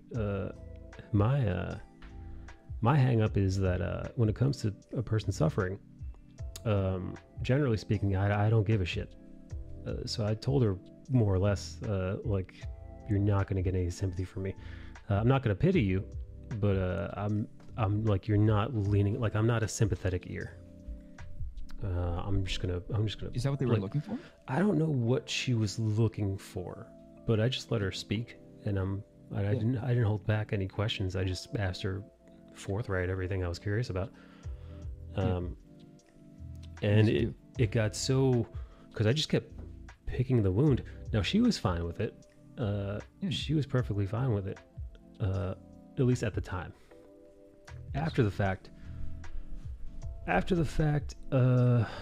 she was shocked at how much I guess I was able to get out of her, and she felt that she had shared too much.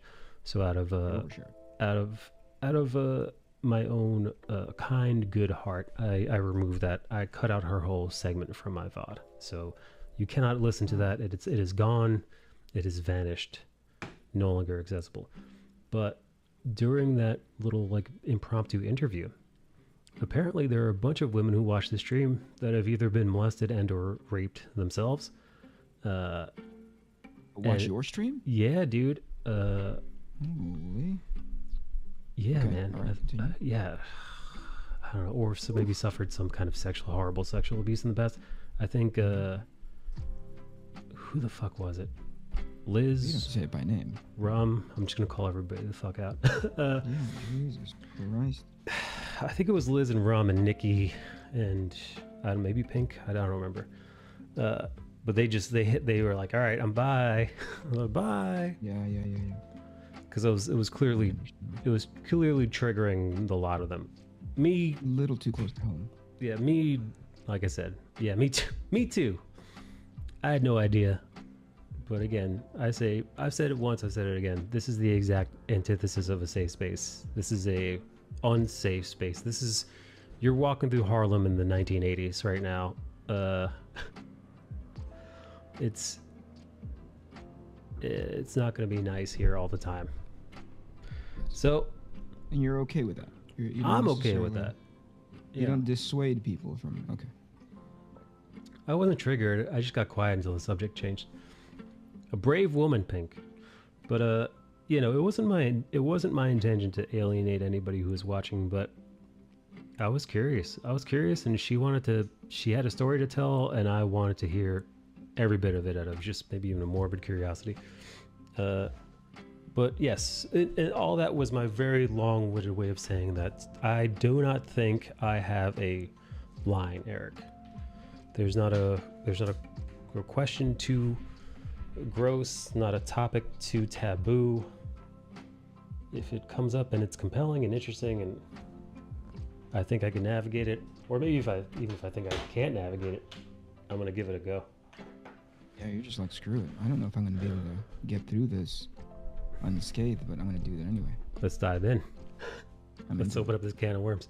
We're jumping right into Pandora's box. I wasn't triggered, I just got quiet. It was hella traumatic as a 14-year-old having sex with an older girl that was into super rough sex. Yeah, no, that would, I think that might constitute sexual assault or abuse in some manner, depending on how old they were.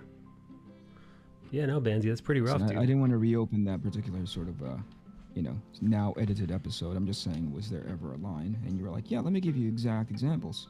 Yeah. So again, to prove your own point is what you're doing. Yeah, I guess the line for me, my line is not others' line. So I'm not saying, I guess I should rephrase what I said earlier, in that if I have a line, I have not met it yet on this stream. Yes. And the example I gave you was a line that existed for others, but not me. Right. No, I get it. Sorry to hear that, Bansi. What about you? Are there any subjects that you actively steer away from? Everything that you just said. Everything that you just said. If somebody were to open with that, I'd be like, knock it off. You know. Get out of here. I think it's probably not because I don't particularly care, nor can I empathize, but it certainly has a lot to do with, like, I don't know if it would probably be rare that in a conversation that is like hovering around in as far as like the happiness scale is concerned, right? On the trauma scale, it's hovering around a 2, right? Yeah. I don't know if there's ever a version of that conversation when suddenly by the end of it, we're up at the 7s and 8s, right? And that is just a weird way to bring down like a stream, right? Oh, yeah.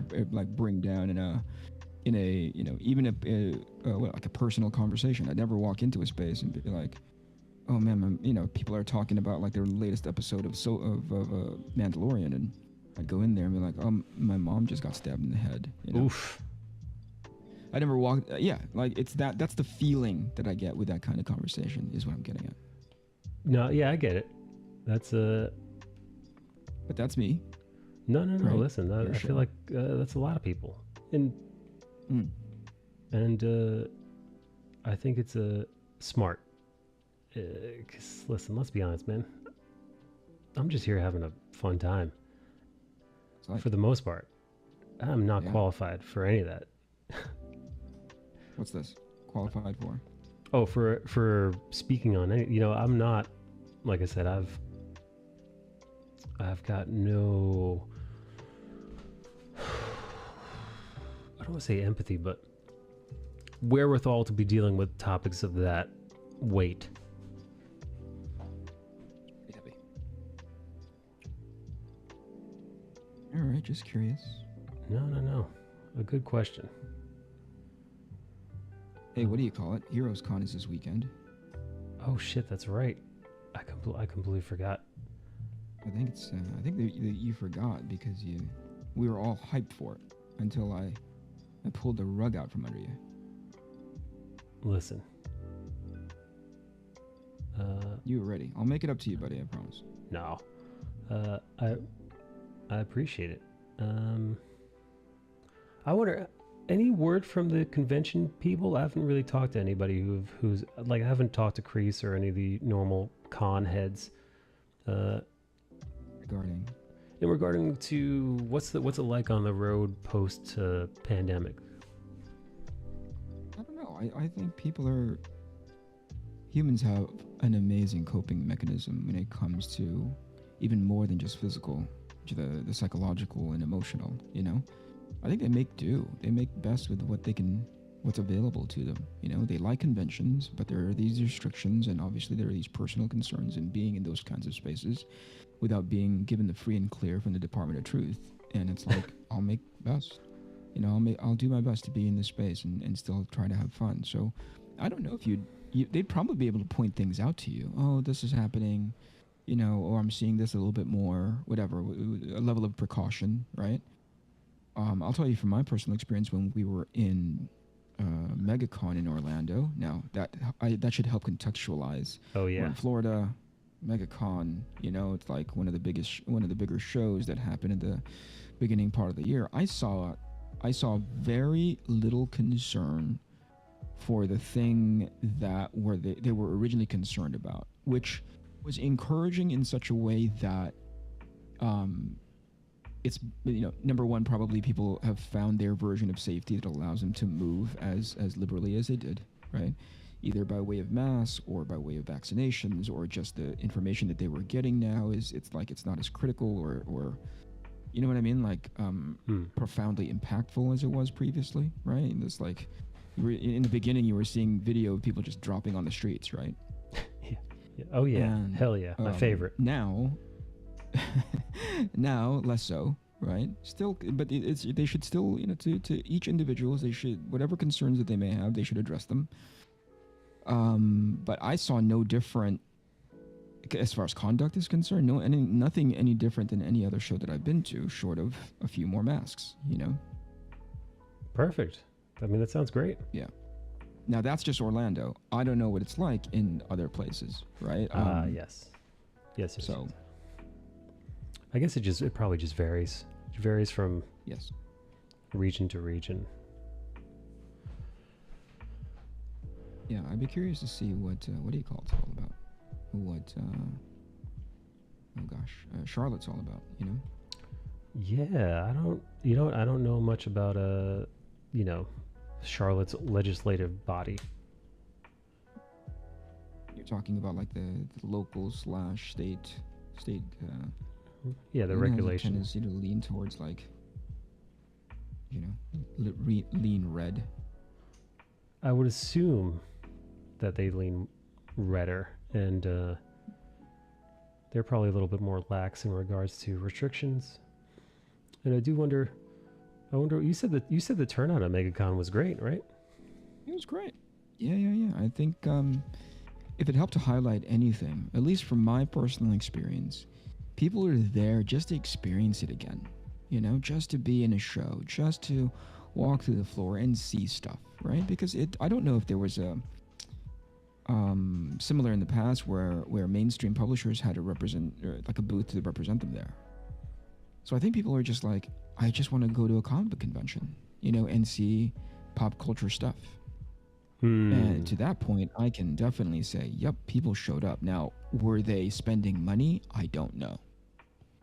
And to that end, I don't know if, considering that, I don't care if it's official or not, but we are going through a major downturn in our economy. Right? Oh yeah. Oh hell yeah. I don't know if people are going to be spending any kinds of money at these shows anymore, you know?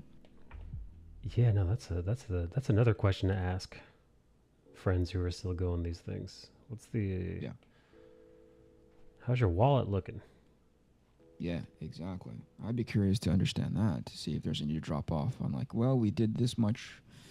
And there's too many factors to really say if something is 100% accurate. I was just about to say that, oh, we did this much business last time that we were here. And you're like, you mean pre-pandemic? Oh, right. Of course it's going to be a little bit more. People are going to be a little bit more loosey-goosey with money, right? Yeah. But then also with the downturn, you would think that could also factor into people spending less. So there's really no 100% way to understand if it's one thing or another. It could be a combination of many things, right? Oh, yeah, definitely.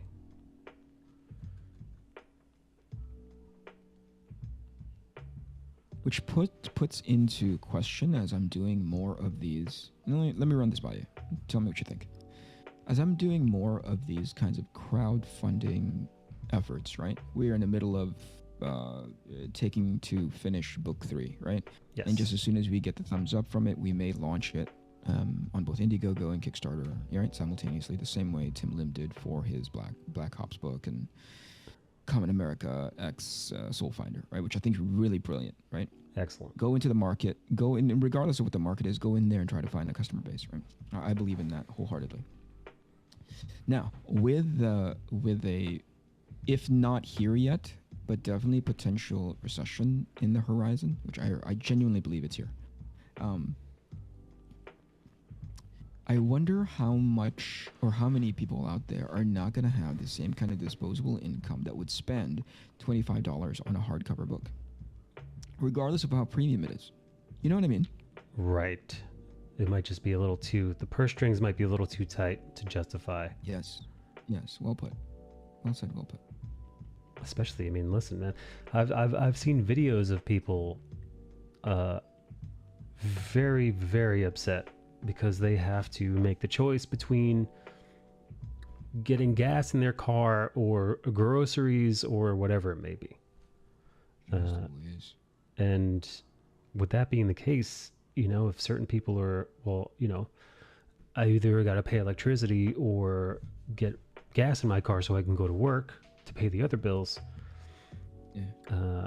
For those individuals, it's going to be very hard for them to make the choice for any kind of luxuries. For, you know, forget comics and graphic novels. I mean, just anything. We're talking about, borderline essentials between gas and groceries. How are you going to fucking talk to me about $25 comic books, Yeah. regardless of how pretty it is, right? So Right. I'm kind of, I've been thinking about that as we sort of like entered that recession threshold. I was like, this is going to be interesting. Is this the most ideal time? Is this, should I just kind of hold on to this and sit on it, and all sorts of things like that. But Tim just cracked the 100K thousand, okay? He just cracked that barrier right now. Wow. For which book? So it's for Common America Black Ops Soul Finder, the most recent book that he has up. Wow. Right? So it's confusing to me. And by the way, he's doing it $10 at a time. Yeah, that is pretty wild. Isn't it? That is There's wild. that weird data point that just keeps blinking on your radar, on my radar screen. It makes you go like, this doesn't make any sense. There shouldn't be any planes up there. Yeah. What is that? You're seeing UFOs. Yeah, exactly. I'm seeing like ghosts, What do they call them now? They don't call them UFOs anymore. They call them unidentified aerial phenomena. So it's a UAP. Yeah. Anyway, what do you think, Mike? Oh, Shelf? boy. I'd go for it. Yeah? That's me. I'm reckless though. I'm Yeah. fly by the seat of your pants. It's also, clearly it's your money, so we're going to move forward regardless. even knowing I will actively make less money. Damn. I do wonder. I wonder if it's like marketing the trick. Is it what's the best way to replicate what he's done? As far as, was it just word of mouth? Yeah, man. One, I'll say this. I can honestly say that just by way of style and consumability, Tim has it over on me in spades. Right? Tim does not overcomplicate his artistic execution of his characters. He gives you just enough to entice you to go and take a look, which is like the really cutesy anime borderline TNA stuff that he draws, right? Yes. There's literally an opening on the main character's chest shaped like a star with cleavage in the middle there, right? Oh yeah. And then when you get through that barrier to entry, right, which is like having people come and check it out and what it is, then he gets you because it's such an easily consumable, and this is not insulting. This is not like it's so stupid anybody can understand it, but it's so easy to jump on board with Common America. Oh, you yeah. know what I mean? Yeah. Once you start reading it. And so I would say that has got to factor into it in a major, major way, right? Style plus story plus the price point, $10. That's almost, you don't even think about that, Yeah, oh yeah.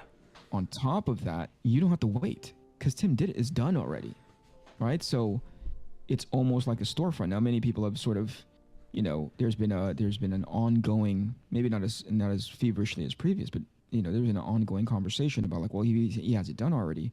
Then why doesn't he just kind of put it up in a storefront? Because it's effectively going to be the same thing, But there's something unique to the crowdfunding space that makes people get ramped up to be like, whoa, I get to be part of this thing, And I think if it's available to you, you leverage that, Not just because you want to buy it, it exists and it's not on Amazon or whatever, but because there's a feeling that you're helping you're contributing to helping this thing come to fruition, right?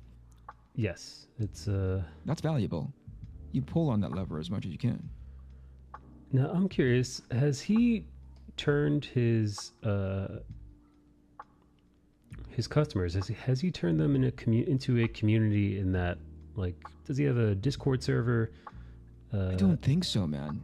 I do not think so. As a matter of fact, he's very open about saying we don't have much of by way of online personalities. We're not on YouTube. We rarely stream. We rarely, their social media is always about their their product, about their characters, about interpretations of their character, expressions of their characters, you know? It's always Sure. about just putting work out there. So it sort of just like spits in the face of all the things that you and I have grown accustomed to, you know? Sure. Yeah, of course. Man, that Yeah, truly it's is wild. really weird. Like I want to shake him, you know, like hold him up. Like I want to unzip the zipper on his head and find out he's like an automaton, you know, like zip, aha, like a Scooby-Doo episode. Yeah. And I would have gotten away with it too. Right, right. You know, I would have gotten away with all of my mind control if it wasn't for you and that wasn't for that you kids and that dog. That pesky dog.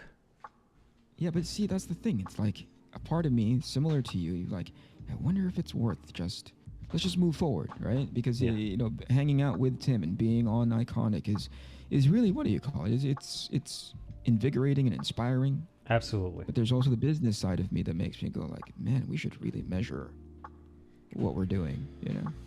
Sure. Listen, man, it's a risk. But then how long do you put it on hold for? You know, how long will people wait? Will, Yes. you know, the people who are like ready for, like, because, you know, the balls started to roll, you know, people, you know, Arc Athena 2, it arrived on my doorstep just the other day. So Yeah. people are getting the boxes. I got to ship bales out. So people are going to get through this, and then, you know, you've set the precedent for yourself that, well, if I got this one, then that means that soon Arc Athena 3 must be rearing for release soon enough for, you know, campaign release. I mean, that's what I'm assuming an avid fan of Arc Athena is thinking. Yeah. I know. I think I'm similar to you. I'm pretty convinced that we're going to move forward, but it was just worth thinking about, because at the very least, if somebody asks us, did you think about, you know, the impact that this downturn could have on you? I want to be able to say, yes, we did think about it and decided to move forward anyway, right? No, oh yeah, of course. At the very least, worth considering the ramifications and implications of what's happening right now. Yeah. Fucking Tim Lin, that guy. He really did crack the code. He's like Neo in the Matrix.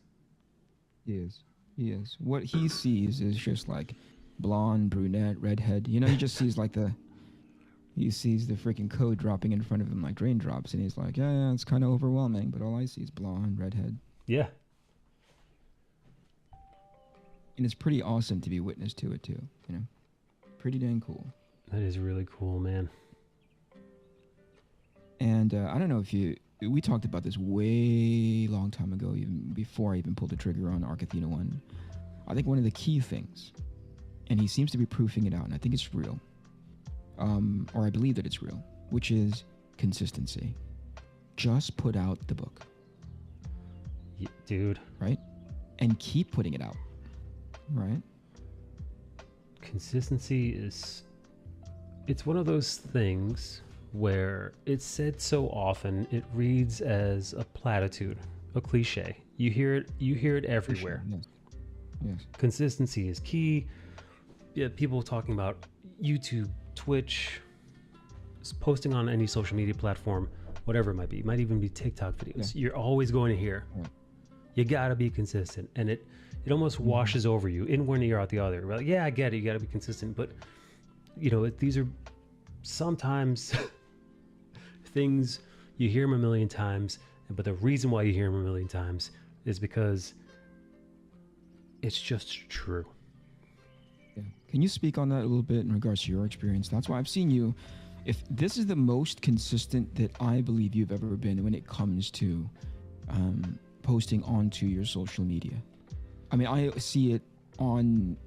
You almost have it on like, well, it is, right? It's on like, you know, on this sort of like scheduled upload, right?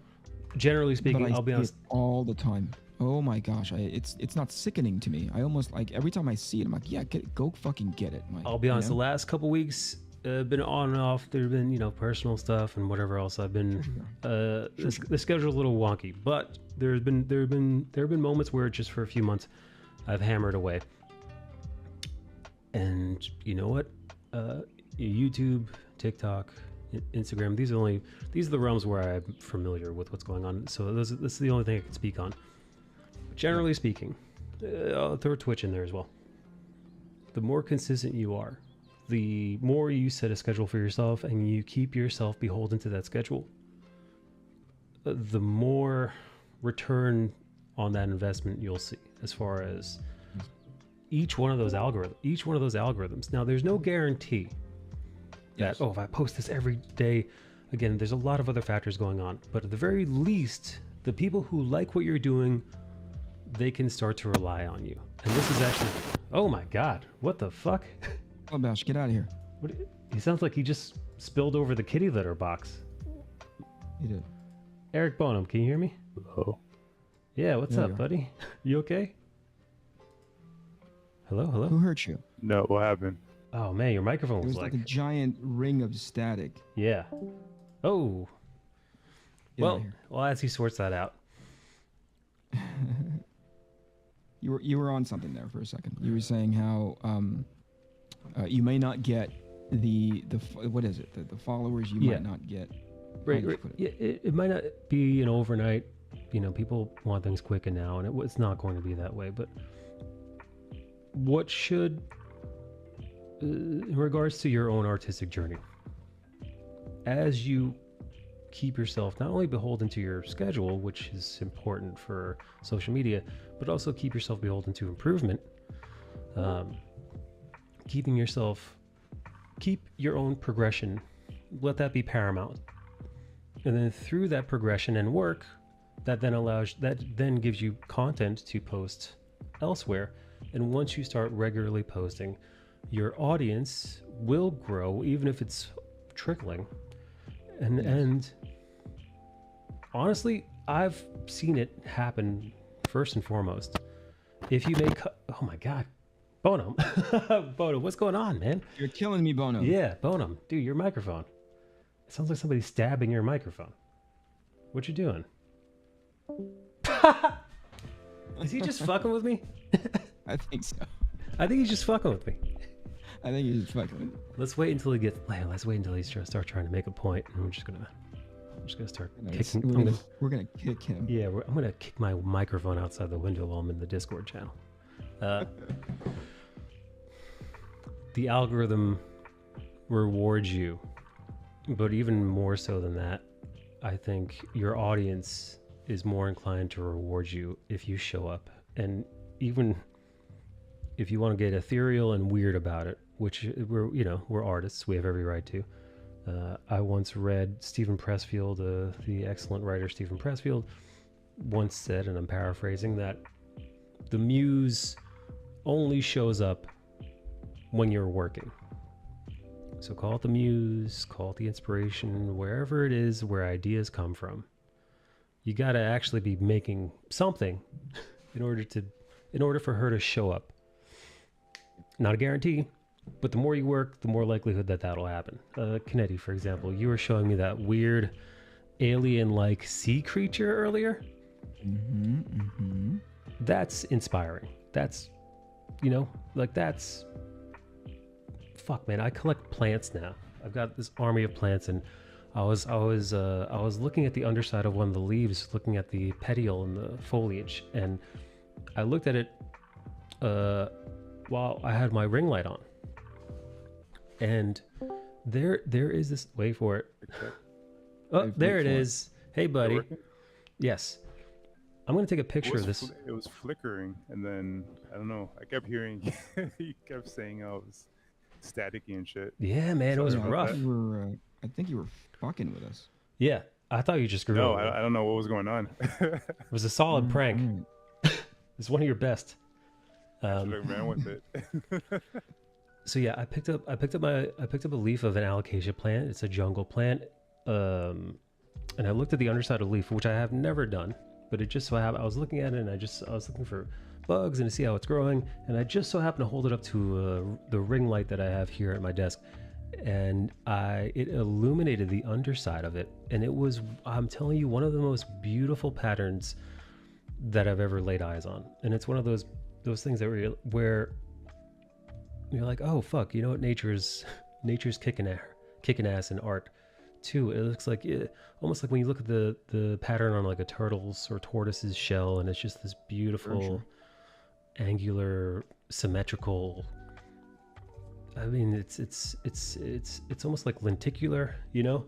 It's almost like a kaleidoscope like beauty, natural beauty. But seeing that, it was inspiring. It was beautiful. Yeah. But like again, you got to be in that mindset, and I think all of these things, I'm using the blanket term as consistency, being a just general term, but I'm talking about consistency throughout. And I think consistency in whether you're streaming or posting or just putting in the hours and work for the deliberate practice that you should be putting in order to expand your craft and your knowledge and your wherewithal, your artistic sensibilities. That consistency, it's like a through line. And the more you are, I said it before, the more you are beholden to that through line, I think the more you'll get out of it, the more your audience will get out of it, and the more rewarded you will be, even if that reward isn't necessarily social media content. Right, Bonham? I don't know what you're talking about. There it is. Just this once be on the same fucking team. God damn it, Bonham. Skull Dash, man. Fuck, man. What's up, I'm man? in here. I don't know if you were, like, crackly ass microphone, and you can't even agree with the host. God damn it. I don't know if you were spewing hate or Hate?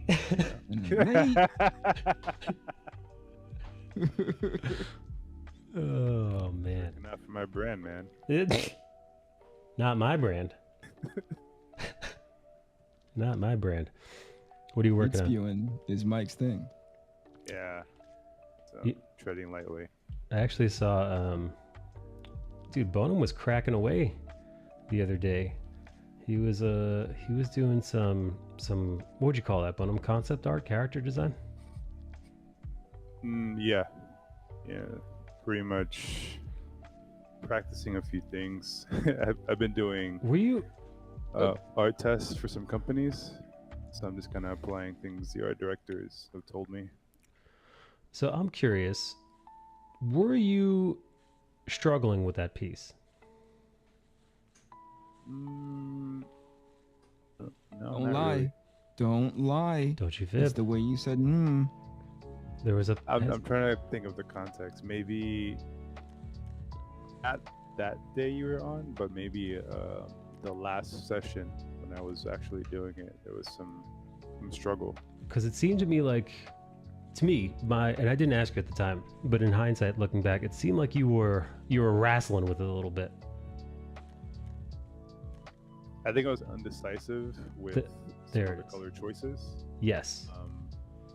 But I was having some portion ideas like that I wanted to change in a previous session. So I guess beeping there noise. was some He's gonna die. He's blowing up. It's the bomb. It's going off. What's that? No, it's just my I heard a humidifier. beeping noise in the background. Wait, so Bonham, finish your thought, please. Just saying, like it was probably seemed like a struggle. It was just probably my brain. Yeah, brain no, you were saying, you were maybe- you were puzzle solving, you know, which pretty much. I mean, you know, Kennedy, you were the first person I think to use that analogy, and that stuck with me. How art can many times be you figuring out the puzzle pieces, finding out where they all go, and manipulating them just so it works. Said it. Hooray.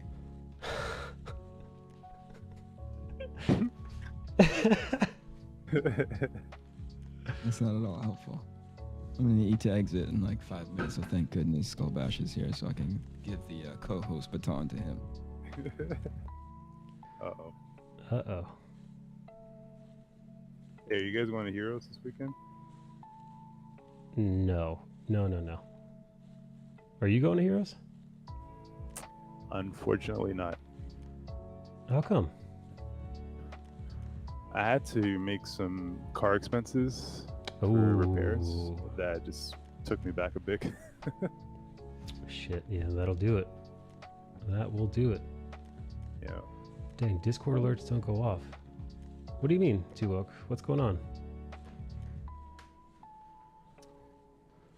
What Discord's Such a alert? bummer too. Oh, wait. The action. What?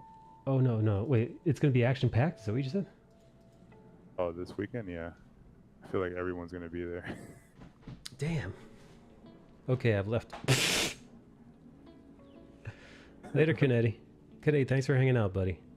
Bye. That was good. It's always good. It's always good conversation with Eric. He really, I like the way his brain works. It makes me think about things that I might generally be taking for granted otherwise. Analysis. You know, yeah, my brain doesn't slip into analysis mode as nearly as it should. And Yeah, he does that. He's got that effect. he does, and it's excellent. And it's something I think we all could benefit from, artists and non-artists alike. Just take a breath. Don't be so mindless, which is, again, for myself, I can only speak for myself here. My default state of being is that of just kind of going with the flow all the time. So I don't often enough, from my point of view, take a moment to figure things out, or at least take a hard look at things. Right. For better or worse. Not analysis paralysis, but just regular analysis. Just being a little bit analytical. Yeah, it tracks. Yeah. And it tracks. Well, How do you have your stream of? What are you up to today? you streaming today? Is that what you just said? No, I don't have your stream Oh. up, so I don't know what you're up to. Oh, I'm just Oh, look at that. I'm screwing around with colors today. Monster making. I'm not much of a. Nice. I don't very often make monsters, but Yeah, monsters are. I mean, it's a lot of animal anatomy, understanding, and breaking rules, yes. creating cool shit. Yeah. If you want to be inspired, I just watched a movie called Mad Gods. It's on Shudder. It's a stop motion Ooh. horror film. So it's pretty gross, but there's a lot of really creative set pieces, creature designs. It's very grotesque. So if you wanted to get some inspiration, that's definitely a good one. Yeah, I would love that. I'd love something grotesque and freaky. Inspiration. I've found lately that horror is the one genre that I see really different expressive stuff coming from more often than not. So many times, don't get me wrong, a lot of the artists who I appreciate and follow are of the comic book, manga, or animation genre, or concept art. What's up, Vitamins? Concept art and character design. Like, that's kind of the general, when it comes to professional artists, those are the ones that I veer towards. I don't want to say they're all the same. They're not all the same. You know, there's some artists in concept art or comic book art where their styles are night and day, but they're still, the work that they create is still for comic books. So there is a certain through line through that. I found just following artists that just do straight horror pieces, just uneasy, creepy, weird. They really are able to tap into this kind of macabre, grotesque, freakish. They let their, hands made out of teeth and eyes, and they're oozing blood, and like it's like they really let their mind just go to these crazy, weird places, and like you wouldn't see that. You wouldn't see that, and you might see that in a character design, but the character that they'd make would be very. I don't want to say it has to be confined in a box. so to speak. Like, you can't just, oh, I'm doing character design and just have it be all over the fucking place. You know, you can't go Salvador Dali on a character design and work for a company. You know, like, now a character designer might be able to take inspiration from what you've done and then whittle it down. It's something that can be used for character design, but you can't just go fucking nuts. And, you know, Bonham, you were literally just saying how you were doing some art and dealing with notes from, I'm assuming, an art lead. Because, well, this stuff has to be, I say put it in a box, but I mean, you know, it has to be, there are rules. There are rules. There are rules to comics. There's rules to comic book art. There are rules to character design and concept art. And like, so I follow or I try to follow artists who are just doing their thing, and it's weird. And their thing is weird, and it's unbound, and it just has to be a singular art piece for itself. It's not for anything, because those guys, they just can go fucking nuts. Nobody's telling them shit. You know, they could do a whole bunch of shrooms and then just draw the weird alien creatures that they saw emerging from nature and just have that be the piece. And that's fucking cool. Like, that's awesome. Like, I want to tap into that. I don't know about now, but when I was working in gaming, most of the concept artists were pretty much all stoners, and it's pretty much here's your assignment. I need variations. Here's put some music on, smoke a blunt, and just kind of go to town. That's awesome. That's like most of the massive black dudes. You know, the guys I was with at Activision. You know, everyone would just get ripped, especially when you're doing, you know, just rendering. You don't need to. You kind of on autopilot, especially when you know how to render. The amplification of just smoking kind of enhances the experience. Oh, for sure. Make a dull task into a pretty dope. Unless you're, you know, that's like how you love going through life, is just, you know, there's people like that. They love rendering. Like, that's their drug. They're like, oh man, I don't need to be on a substance. I could render all day. But usually it's for a lot of concept artists, I like drawing cool shit. I'm not really there to noodle too much. I want to get an idea and get to the next. So it just varies. Yo, what's up, Beast? Yeah, man, of course. You want to, in my opinion, like we were just talking about the puzzle solving. The puzzle solving part of art is my favorite. Even in regards to, I mean, for me, it's all a puzzle that needs solving, man. So the boom, you got a blank piece of paper. The puzzle begins. What now? What now, fat boy? What you gonna do? You can put some lines down. What are those lines? What's the story there? How emotional is gonna be this piece? Is it just for fun? What are you trying? What are you're making this? Who are you making it for? What are you trying to convey? How are you going to try to convey that? What is your composition? Are you going to be doing multiple thumbnails? Are you just going in?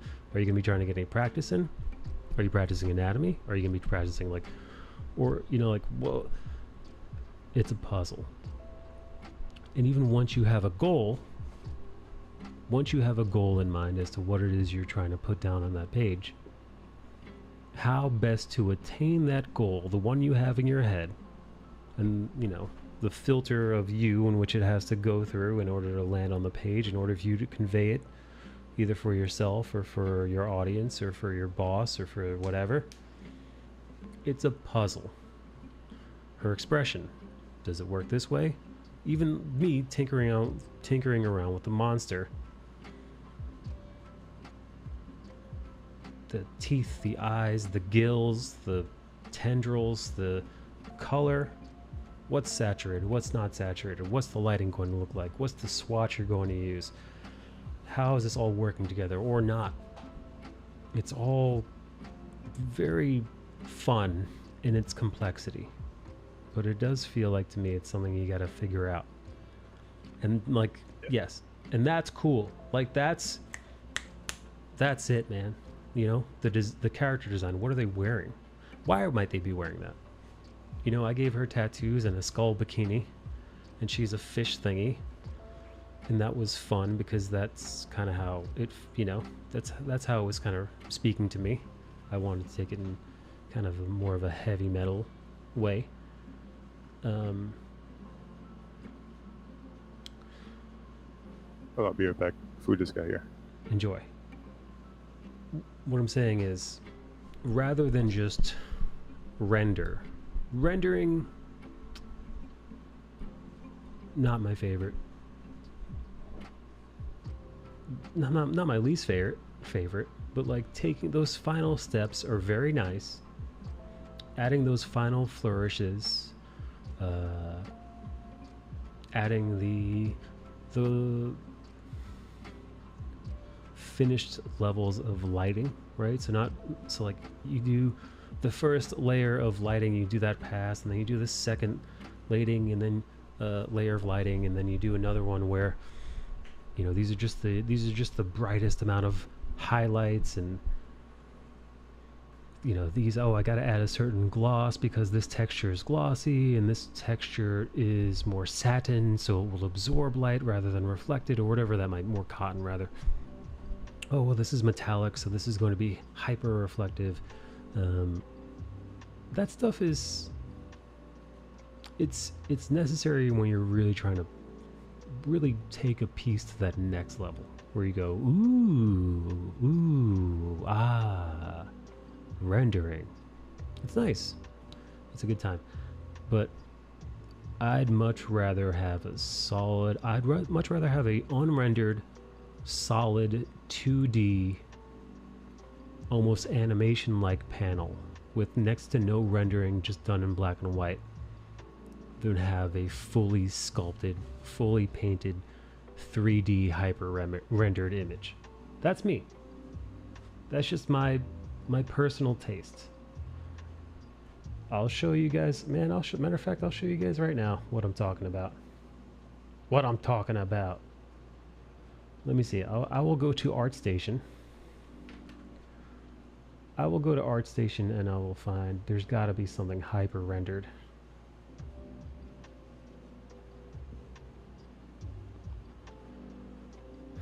There's always something hyper rendered on ArtStation.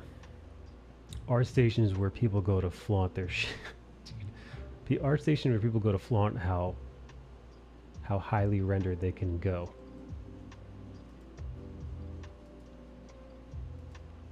Okay, here I found a couple of really rendered pieces. Now let me see if I could find something a little bit more two-dimensional.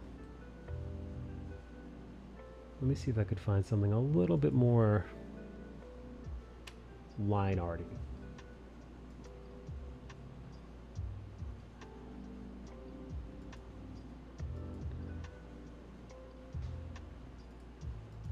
You know, I do wish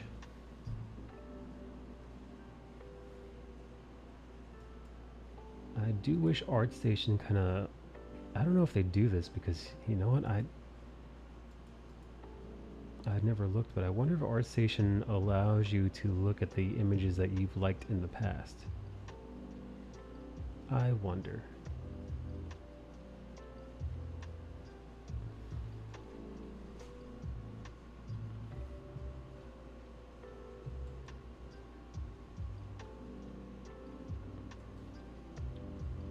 Okay, here we go.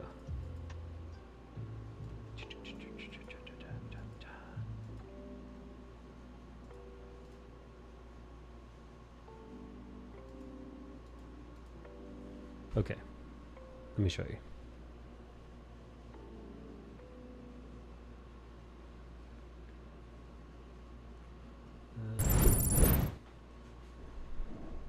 So here's something that's, here's a 3D image. Here's the 3D image that is very rendered, you know.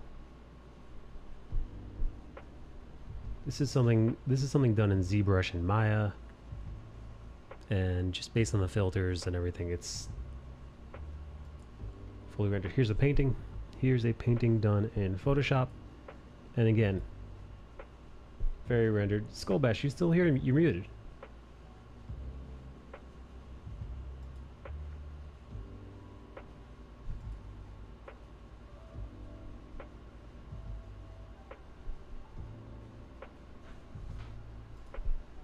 Okay, wait, where was I? Oh. So here's something that's like very, very, very rendered. I mean, the water's rendered. The sheen on her tendril, tentacle, octopus, whatever, her alien claws and her metallic bracelet. It's all very nice. It's all very fine, but not my jam, dude. I don't like this. Here's one that's pretty. Now this one is, I'm gonna be honest, fucking awesome. This is incredible. This is really just remarkable. Now I don't know if this is done in a 3D program. You know, let's see what they use. This is done in Krita and Photoshop.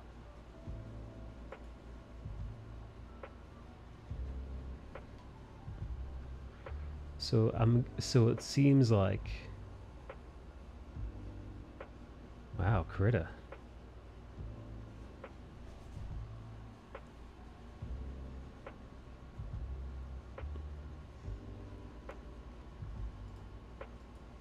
So it looks like it's a hybrid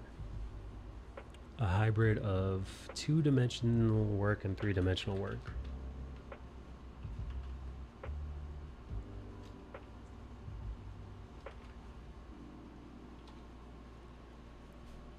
It's beautiful. However, not my jam. I can appreciate this. I can appreciate the hell out of it, but really not my bag. This is the kind of work that I like is more like this. You know, something that leans a little bit more 2D, leans a little bit more anime, manga, comic art. Something like this. Some nice, sweet character design done in Procreate and Photoshop.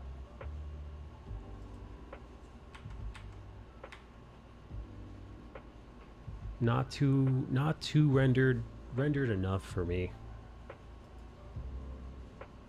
Here's another sweet character designs. Now, generally speaking, designs like this won't be left like this. Designs like this will be brought into something much more rendered, like this, right? The design will start hereabouts and then just go from, you know, it'll go from this to something much more hyper rendered, but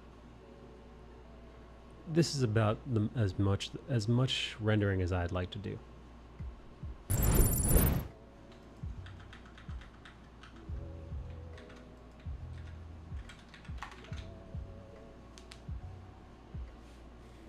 Alrighty, where was I? Oh yeah, that's right, I was coloring this thing.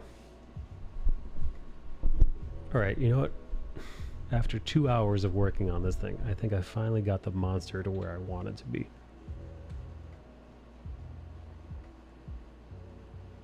Woohoo! The monster is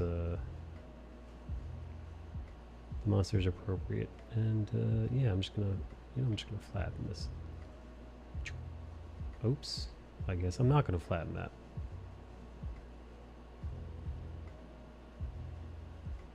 Oh shit, I see. Oh, you know what? I actually don't even need this layer. Just delete that. Okay. So we have the... Hang on. Oh, hey, you're back. Yep. Bonham, your microphone's crunchy again. Is it? Yeah, man, it's super crunchy. The fuck? Hold on.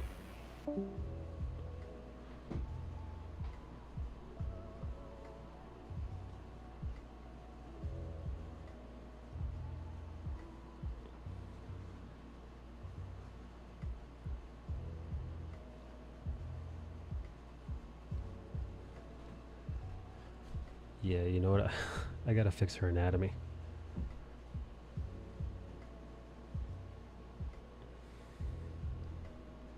Yeah, her mermaid butt, I think, should be there instead of.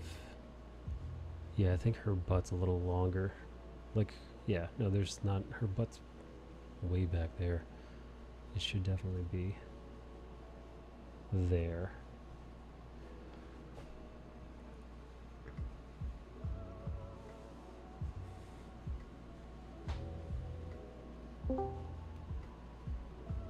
Welcome Check, back. check.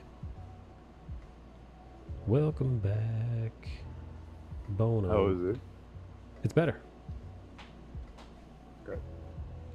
Discord is a real son of a bitch. Yeah. I don't know why. Could it be that you've got It the air? seems like every time I log on. What's that? Could it be that you've got the air conditioner on? It's not even on. Oh. Yeah, that is weird. No, it's the it's either like my phantom power is like glitched because I'm like moving the wires around and Oh. messing with the settings a bit, so it might be just picking up a lot of interference. Oh, I see what you're saying. Yeah, that sucks. What'd you get to eat? It's another expense. Yeah, right. More money. No, I got DoorDash deliver some salad, so I have it soaking right now. Soaking your salad?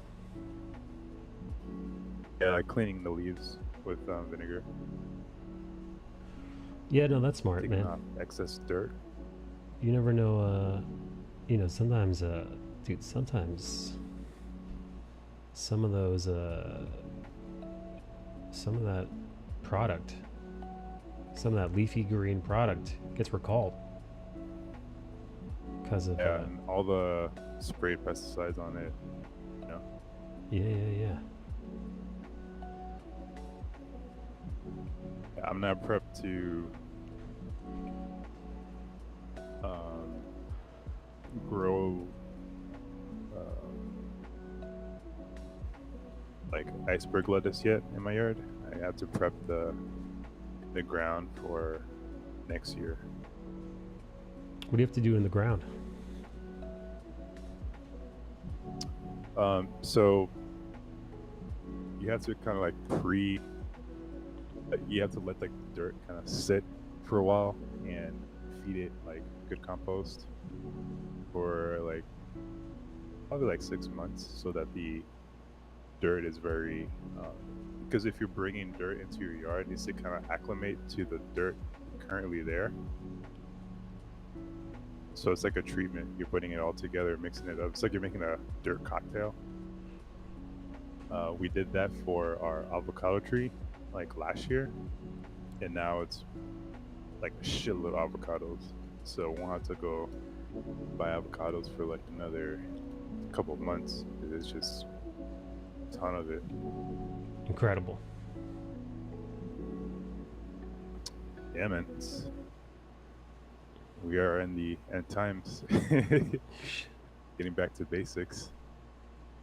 Man, I wish I had a place to grow such delights. Yeah. Alas, I do not live in a place where that is possible.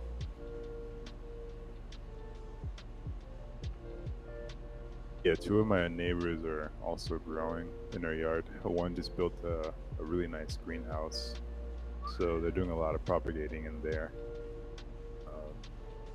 to move to the outside. I think one's got some like cherry tomatoes, like a shitload of them, get like ready to mass cultivate them. It's pretty nice. See people just finally becoming green thumb. You know what? The funny thing is, even if I had a greenhouse, which I would want, I would love a greenhouse, but what I would do is I would just put the pretty plants in there. It's what I do now. I mean, I basically have created behind me my little mini terrariums in there, and the reason why I've got a humidifier in here. The reason why I've got a humidifier in here is because the plants. I got a bunch of plants that need very, very high humidity. You never feel starved for oxygen? No. Actually, I was doing some reading because there are a bunch of these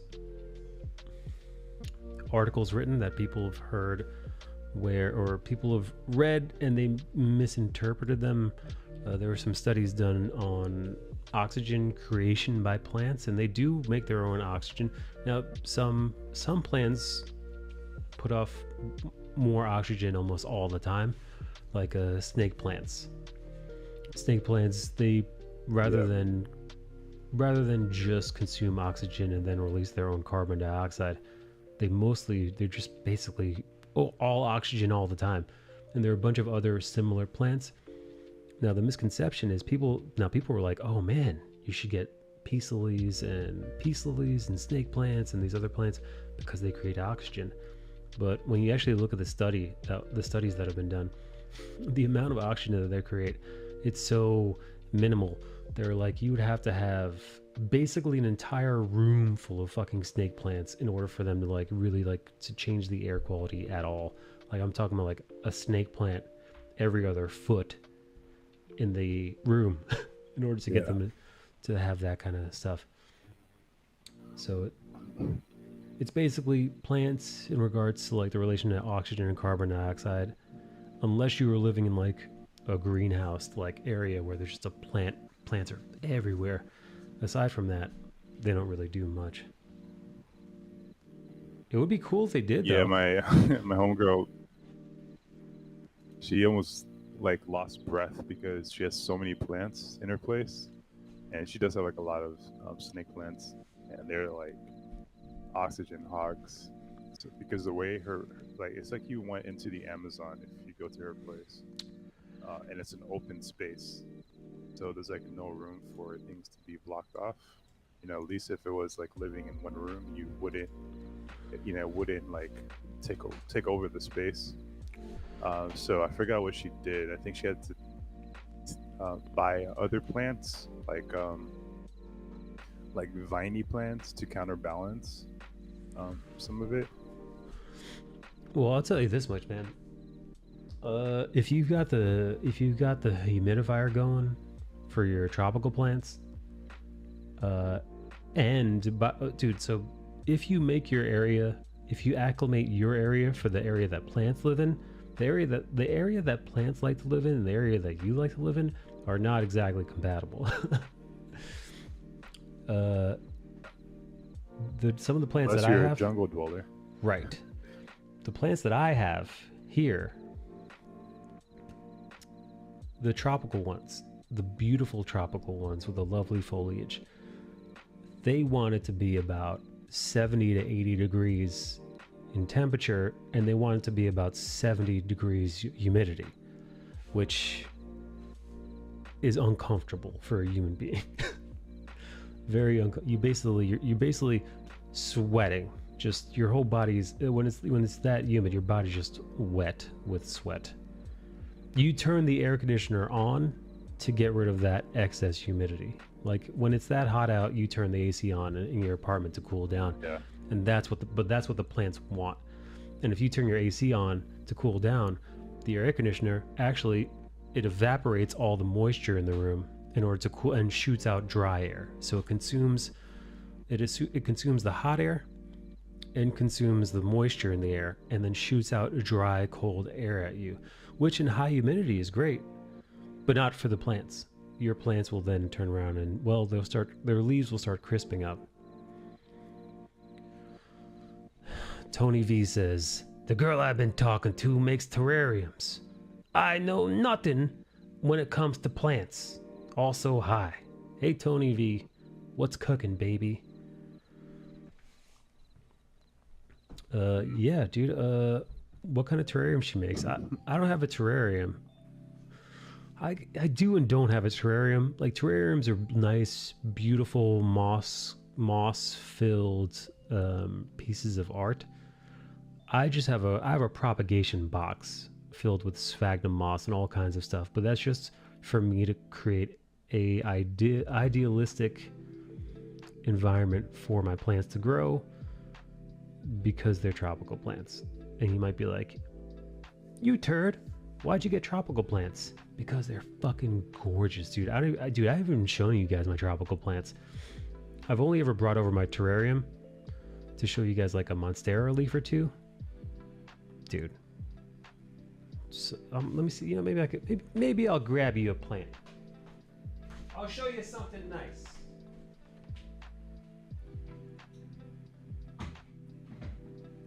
I'm opening the box.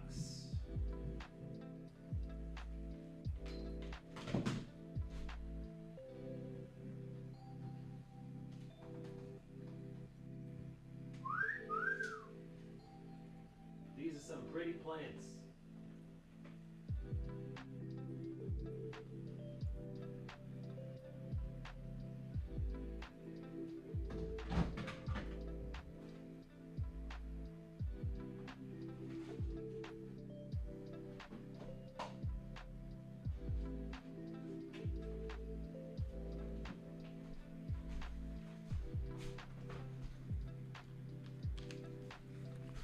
I'm going to show you guys some of the tropical plants I have. I've never shown you guys my tropical plants before. This ought to be good. Here we... First, I will be showing you the... Here, this is the black velvet alocasia. You know what, let me turn this the right way around. And let me see if I can't make this focus and not look like complete shit. Because you're not doing my plants any justice, you fucking piece of shit. Side camera. Wow, I increased the oh man. God, this camera sucks so much. Man, if I could, I would absolutely get a side camera that doesn't suck balls, where you could actually see, like a decent amount of stuff on here.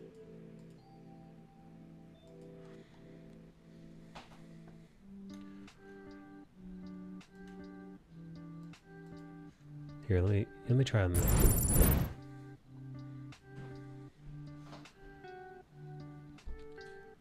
Ooh, I've actually got to moisten this again. This is all but dried up. Oh shit, I'm gonna have to repot this soon. Ooh, the roots are coming up out of the thing looking for moisture. So, let's see, let's get you right there.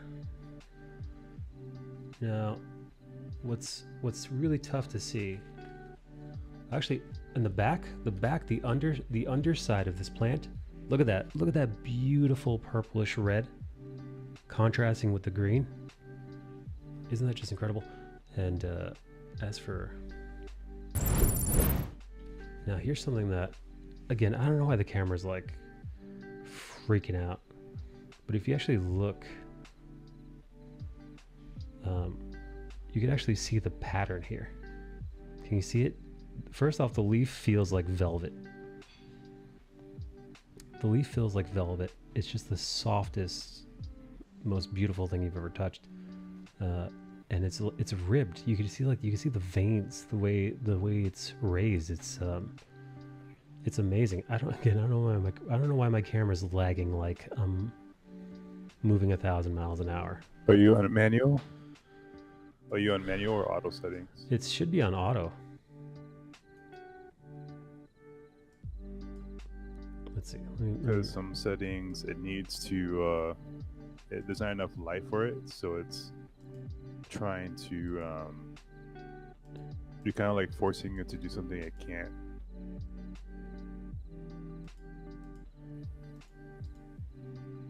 Or go to video mode, like recording video.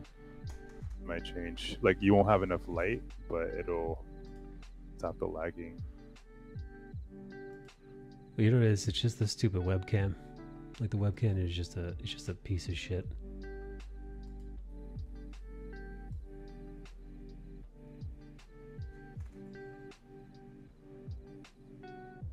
Did you change cameras or is that the same?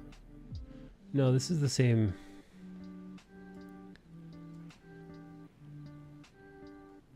Wow, you're right. It really is the exposure of it. It's like when you're trying to. Yeah.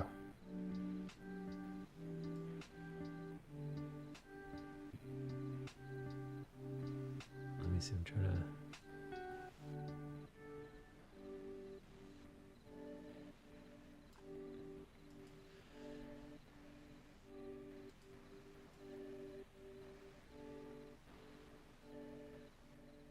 You know, that's weird because actually it's pretty bright in here. Oh well. You're just gonna have to deal with the lag. Here's another one. Here's another. This is another alocasia.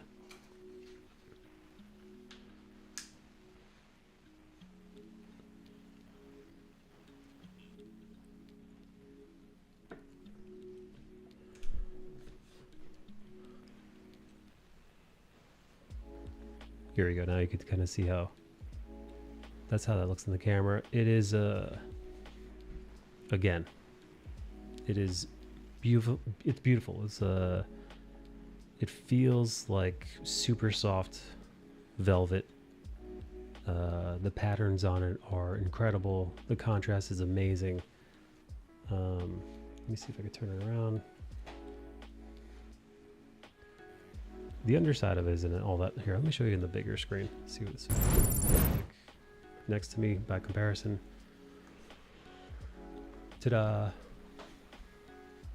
It's just these beautiful jungle tropical plants, alocasia. And then I got one last jungle alocasia for you.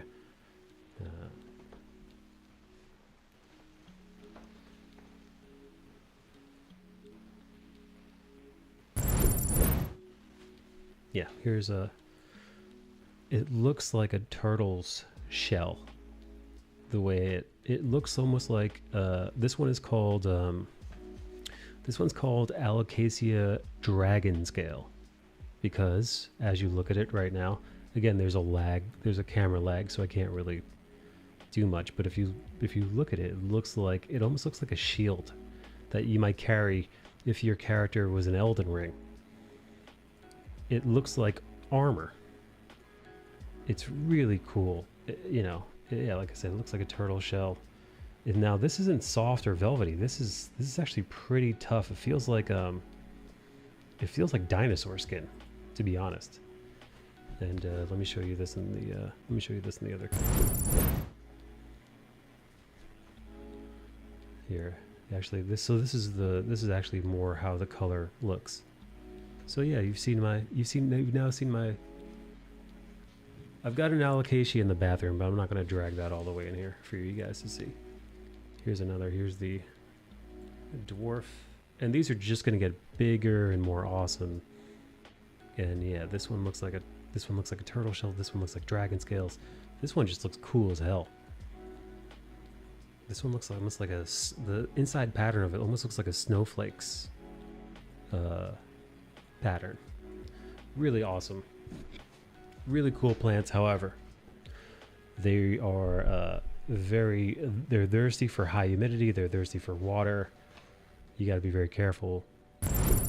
And yeah, they're not necessarily easy to take care of.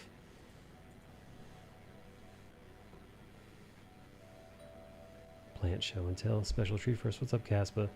Not so much, man. She makes all sorts, big and small. She knows a ton about plants. She got into that, so she made a business out of them. Does really good. Really?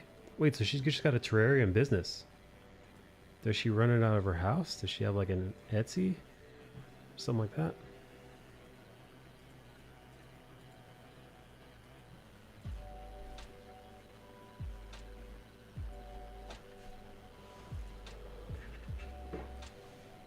Bonham, you still doing that work? You still doing that company work?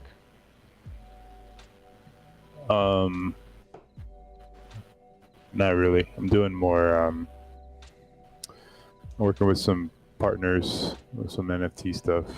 So that's been the bulk of my work. Are people still into the NFT stuff? Mm-hmm. It's its own thing. I wonder, man. I wonder. I heard the crypto market's completely tanked. I don't know about the markets at all. So, you know. I mean, it's a bit unbalanced, but I think there was some recent events that made the market kind of crash, but it's slowly making its way back up.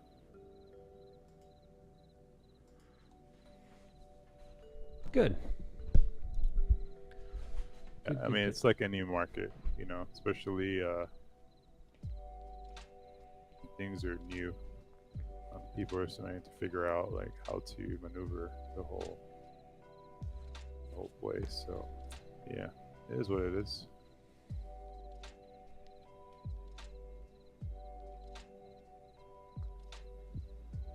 I think a lot of people they listen to like a source and I think like that's the only source. It's very different like when you're in like that space. No shit. Yeah.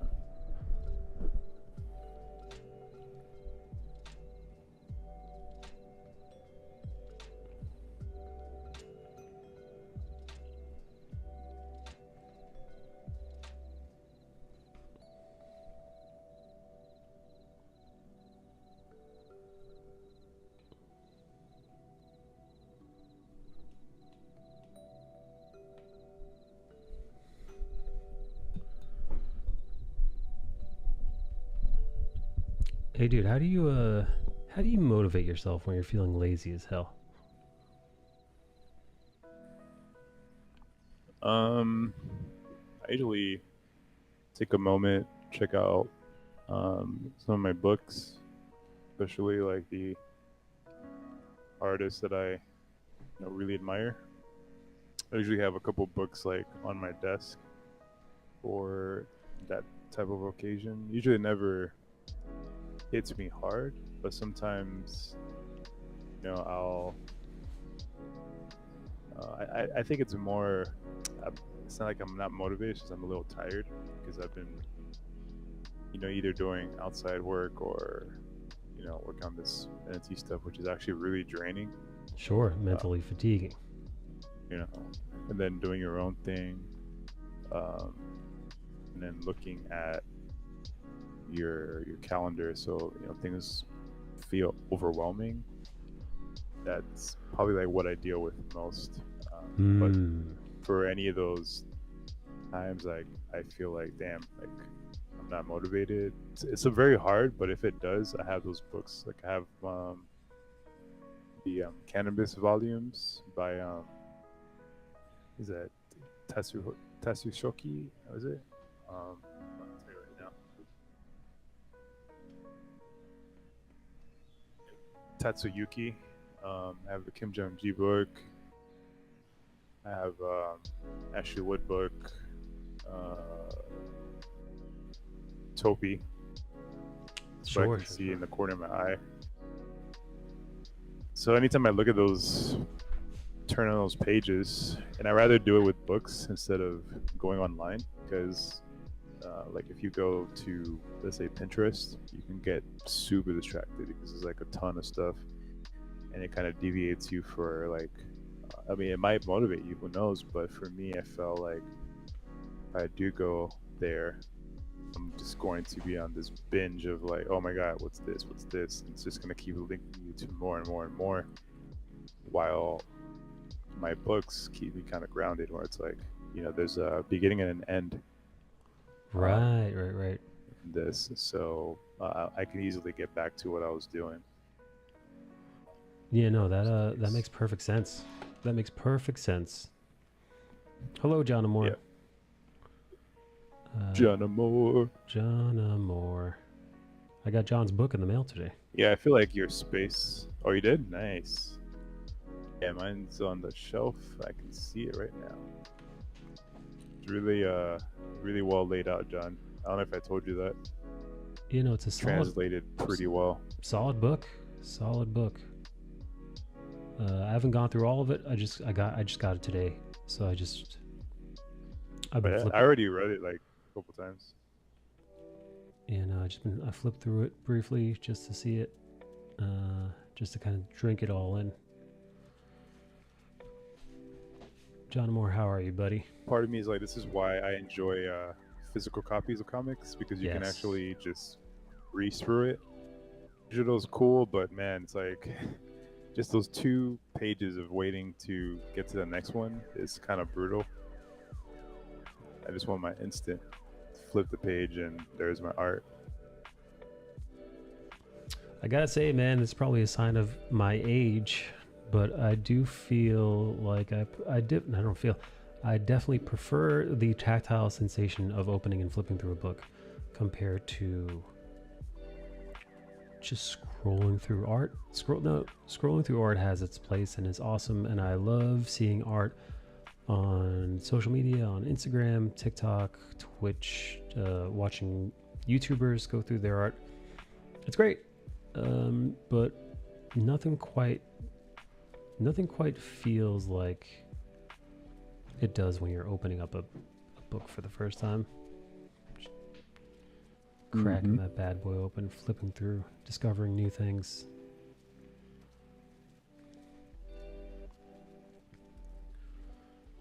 Although, hey, John Amore, I've got a question. Since you've been creating art on Webtoon, have you found that your tastes have changed, or have they always been more geared towards digital art making and just experiencing art from the digital point of view?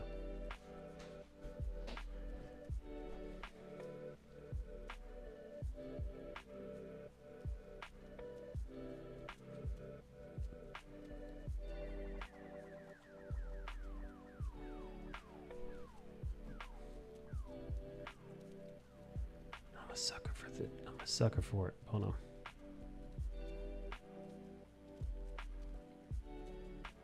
To create, I definitely lean digital. To consume, I prefer physical. Is that weird in your head, knowing that you make art that you would prefer to consume if you weren't, if you were reading your book and it wasn't made by you, you would prefer to have it in your hand?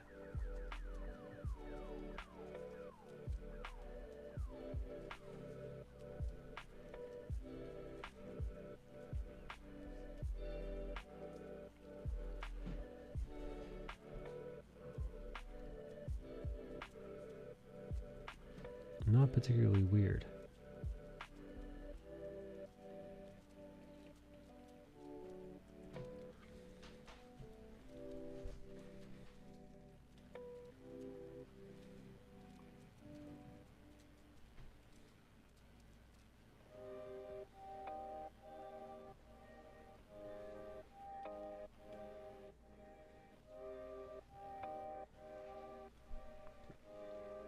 It definitely has made me less precious about my own art, though, if that makes sense. And that is it because your art is digital, you now look at it as being more disposable?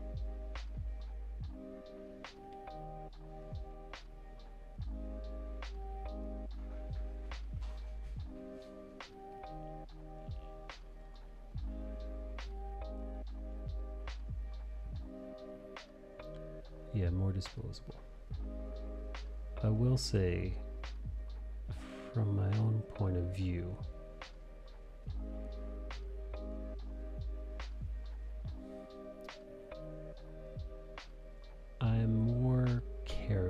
carefree, maybe might be the way to describe it with digital art.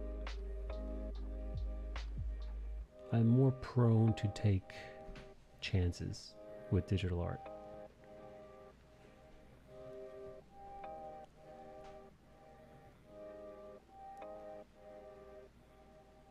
I mean, that's fair.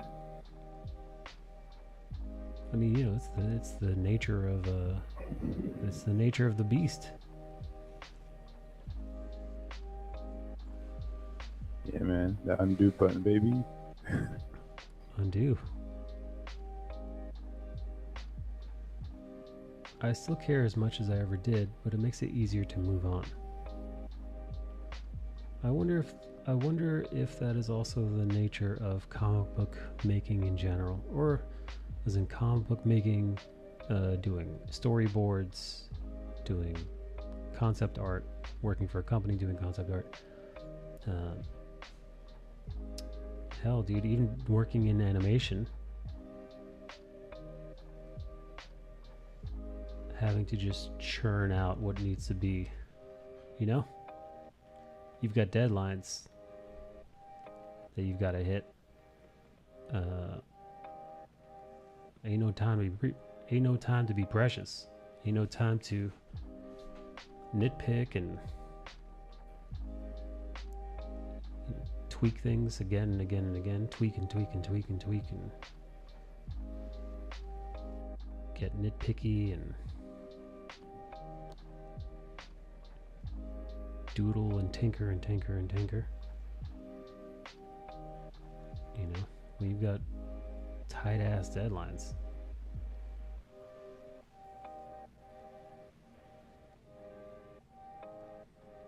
And I think that is a good lesson for artists. Not to be precious. Mm-hmm. Especially if you get into careers like storyboarding, where you just need to be quick. Yeah. And create grateful for my experience there. I think that also taught me not to be too precious with my work. Yeah, who the hell's got So time? I'm just gonna shit on it. Yeah, yeah, they very well might shit on it. This is ass. Go again. Change this, change that, and do it right fucking now. Do it. You know, we don't have time for later or in many hours or in days. We've got deadlines and we've got people waiting on you to do the fucking thing, so do it. Yeah, it definitely instills a little bit of fire in your ass, confidence, you know, just, and then you don't realize until later. You're like, damn, I've been grinding. I'm like whooping ass right now. I'm actually able to churn this out very quickly.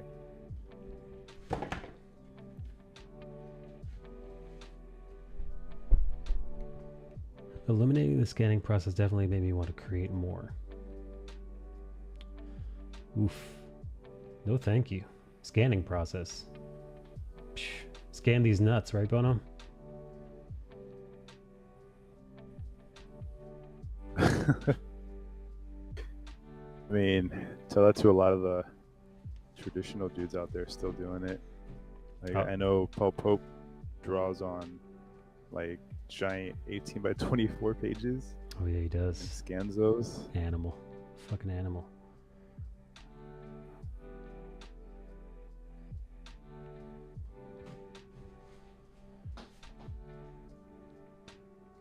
John's gonna tell Paul Pope to suck his balls. Yeah, I feel like I never met Paul Pope, but I feel like he's not the kind of guy you should say something like that to, John. Oh my. I don't know him, but I'd imagine he might swing at Cool you. dude.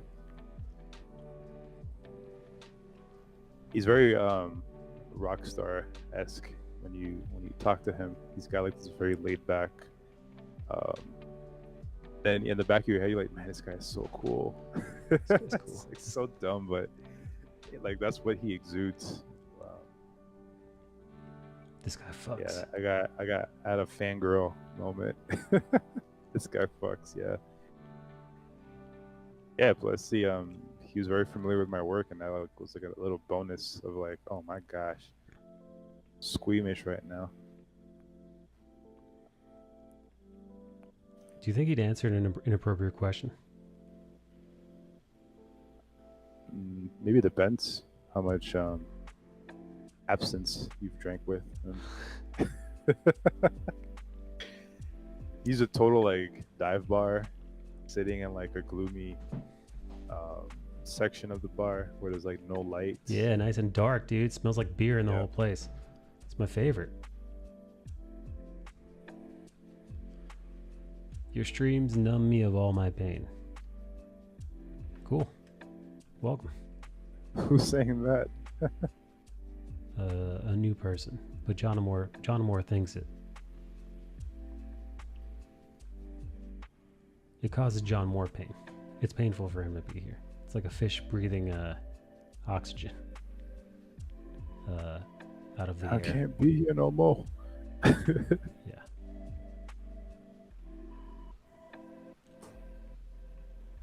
I can't take this no more.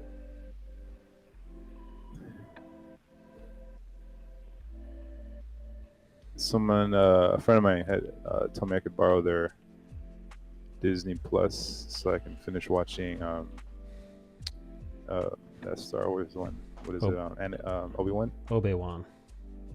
I haven't. I think the last one I saw was episode 3 or 4. One of those. It's over, right? Yeah, it's over. Nice. I could pick that out. Episode 6, I liked it, man. I wonder if you'll like it. Maybe you will. Yeah, I wonder too. It's been pretty lame so far. Yeah, it's all right. It's all right. But you know what? I'm not even gonna give you a review. I'm not even tell you how I feel about it. Yeah. I'll just say I liked it. Like I never thought like Obi-Wan needed his own show. You know what I mean? Like I No. felt like a lot of the mystery is kind of gone now. You know, I like to just kind of imply, oh, okay, maybe this is what went on. Mm-hmm. Same with like Yoda. I probably wouldn't want a Yoda origin story, just because there's such a mythos behind his legacy. I wouldn't want, because how can you tell that? You know, how can you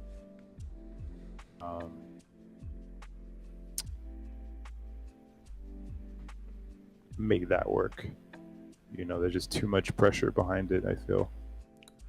I will say, at the end of it, you're going to have to sort that out as to whether or not the story that they told was worth them telling it, and you know, screwing with the canon, because they try to make it so that the decisions that they make in the series don't affect how it doesn't affect the characters and falls in line with the characters in the sequel and prequel trilogy. Like, it does try to leave you so thinking that, oh, you know, Obi-Wan does this, Leia does this, Luke does that, Vader does this, and it all fits inside the world that they've already created. But I'm gonna be honest with you, even with just up to episode 4, not having anything to do with episode 6, I don't think they do.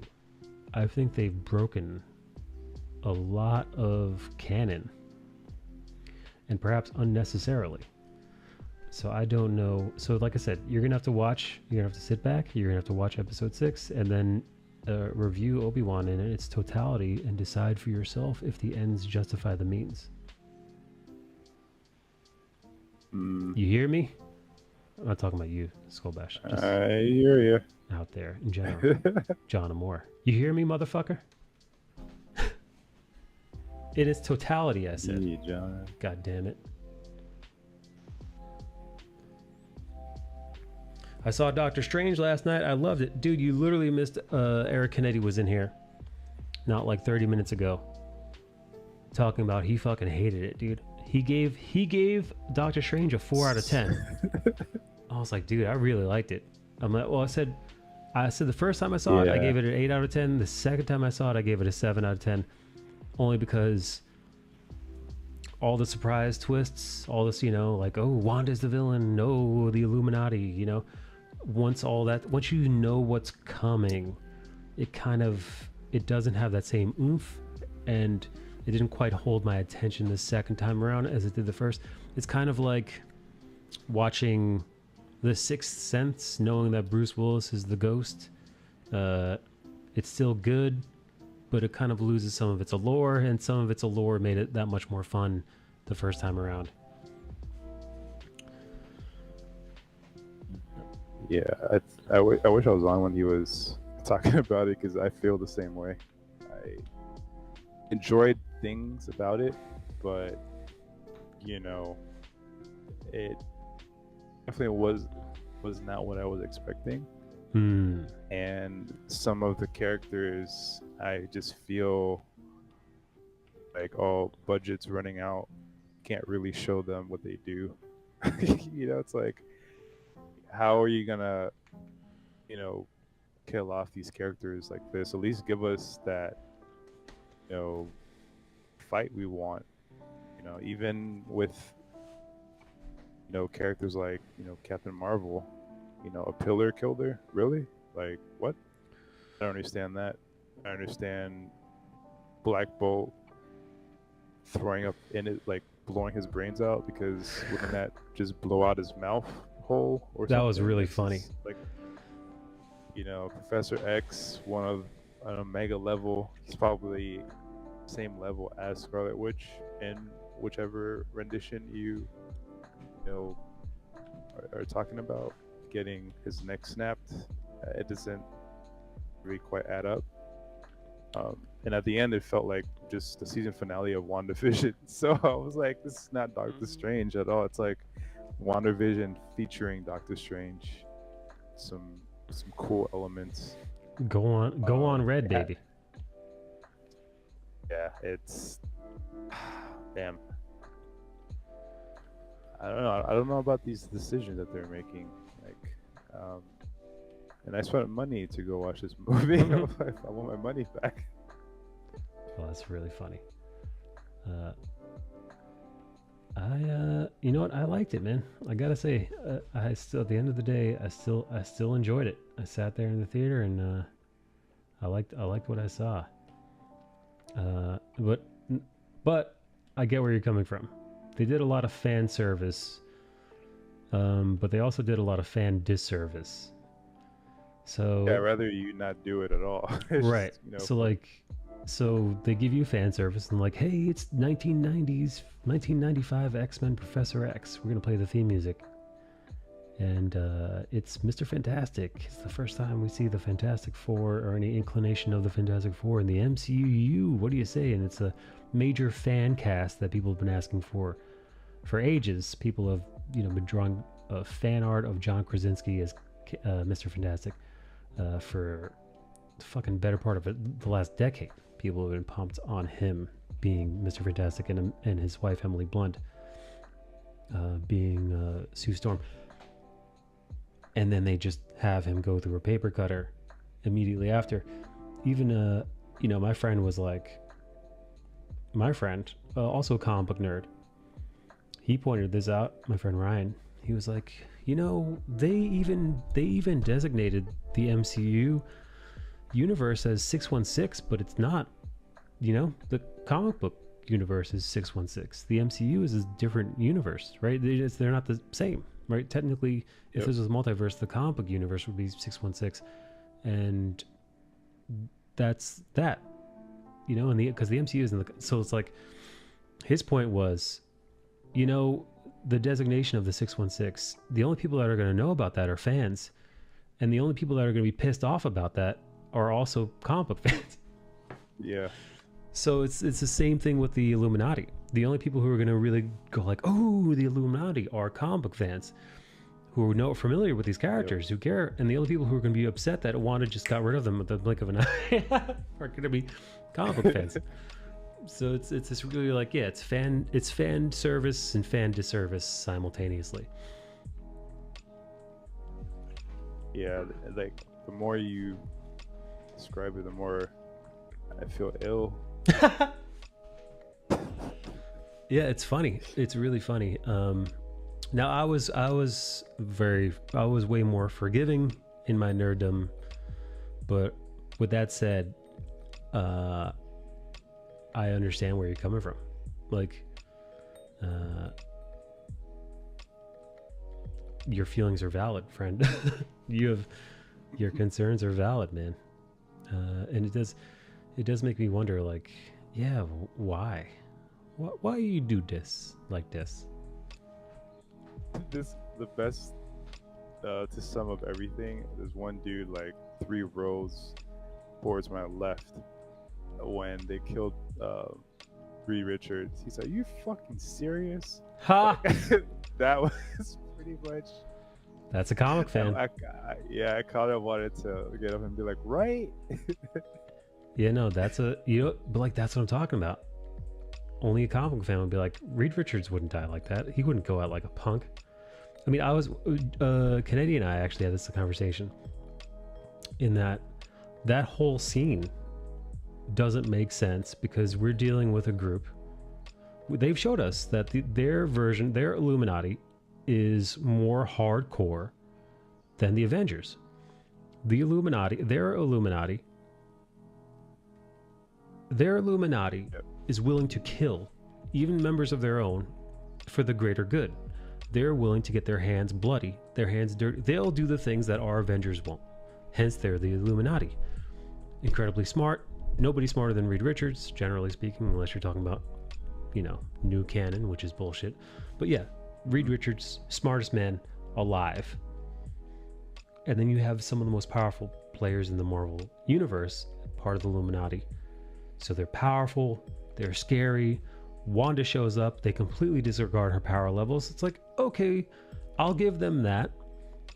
They think their Wanda, they think Doctor Strange's Wanda is about as inconsequential as their Wanda, which is, just a house mom with some rinky-dink magic powers. So they underestimated her. Oh, you know what? Okay, fine. I get it. You could argue that Reed Richards would be a little bit smarter than that. But, okay, fine, they underestimate her. But once confronted with the threat that she is, just shredding through their entire defenses, and they decide to confront her as a team, when she kills Black Bolt and blows his brains out, however it goes down, you could argue that it wouldn't have gone down, but let's say, all right, she magics him to death. Rather than immediately jumping on her, we're talking about Peggy Carter throws the shield, Miss Marvel hits her with a beam, fucking Mr. Fantastic comes up with some kind of cockamamie, smarty pants way of dealing with her, whatever it might be. They don't. They just decide to hang back, She's shredding Reed Richards, and they're just like, wow, she's really shredding him up. She really shredded that much. Yeah. She really just killed Black Bolt, and now she killed Reed Richards. Maybe let's attack her now. I know, let's get her now. Though.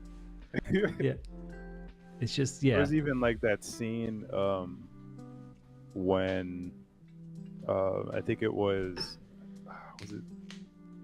Which one was it? When they had that battle between Bucky, Cap, and Iron Man. That was Civil War. Like that sequence towards the end. I was expecting that, multiplied by how many, heroes we have on scene.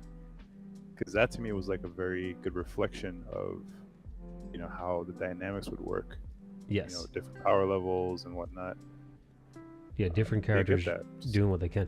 Yeah, no, and like again, if you wanna write around that, like if you want to write it so that Wanda is so omnipotent that she could deflect a Miss Marvel thing, deflect a Captain Shield, find some way of dealing with Reed Richards. You're like, okay, right? She kills Black Bolt, but now they're on her, right? And they're really giving it to her, and they're really making her work.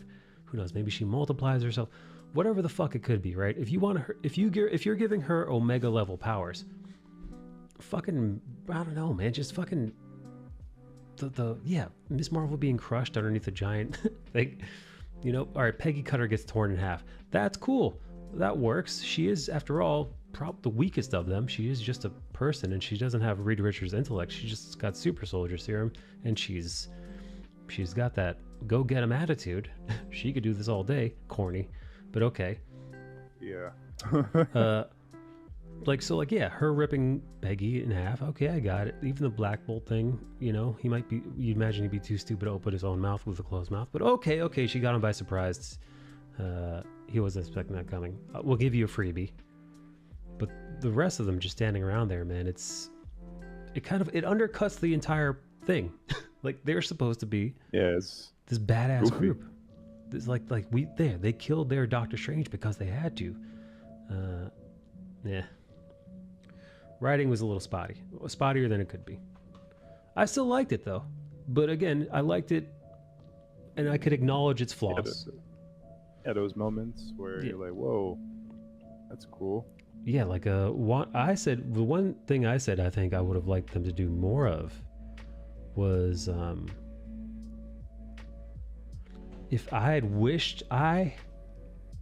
it my way, I would have said, let Raimi off the leash, give him a hard R, see what he does with that, make it more horrifying. The horror elements of that story were my favorite parts. Wanda just being a nightmare creature, scraping her way through the mirror universe like a demon, you know? Yeah. Wanda even fighting Professor X. I talked about this. People slowed down the movie stills. It looks like she snaps his neck. People slowed it down. With one hand, she grabs Professor X's face, his jaw, and the other hand she grabs the top of his head, and she pulls her arms in different directions. She rips his head in half like a phone book. She doesn't just snap his neck, she literally rips his head in two from the jaw up. Yeah. It's horrifying, and they slow it down, and in that frame her eyes are wild. She has like fangs. She is barely humanoid. Her hands are fucking black and taloned. It's really awesome. But I wish that they had just, like, if the whole movie had that, like, you pair that scene, the Cloak of the Damned Souls, right? You keep that was sick, right? Doctor Strange, right? Capturing those souls. He's a zombie, he's half dead, his fucking face is exposed. Lean into the horrifying aspects of it, like her hunting them down, it's a true horror film. She is a horror villain, and she is like a natural disaster just pursuing them. Lean into that, make the whole thing that, dude. Even when she's facing the Illuminati, she is, you know, like, it's pitch black, they don't know what the fuck is going on. She's cutting them up, you know, like, they're dying in horrifying ways that, like, okay, you know, the Illuminati's hardcore, you haven't seen nothing yet. You know, one is gonna, like, rip the eyes out of your sockets, you know, Reed Richards, you know. You know, you're so smart, how about liquefied brain coming out of your orifice? You know, like, really go fucking sick with it, really fucking over the top. I think that would have been cool. You know, I agree. But they didn't. They, like, you got a little bit of Raimi, and it was cool, and it was funny, and it was campy. But then you got a lot of okay. That's Marvel, dude. Yeah, I gotta tell you, man, that's Marvel and Disney in a nutshell. For every cool thing that happens, there's a bunch of mediocre and bland and nothing things that happen.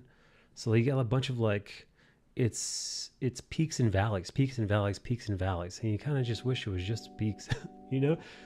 Because there's so much, even with the Obi-Wan show. Again, no spoilers. There's some scenes that really hit. Again, I won't go into them, but I will say there are some key moments throughout this whole series where I'm almost like, wow, I'm really glad they made this. And there are some scenes that just completely unravel all that goodwill. and you're like, why did they make this? Why? Yeah. Who wrote this? Like they're Speak to your supervisor. yeah, there are moments where you're like, yes, Darth Vader, and you're like, why, Darth Vader? Why? This doesn't. You wouldn't do this. It doesn't make any sense why you'd do this. And then they give us Reva, and 40% of the show is Reva, a character that they had to put in because.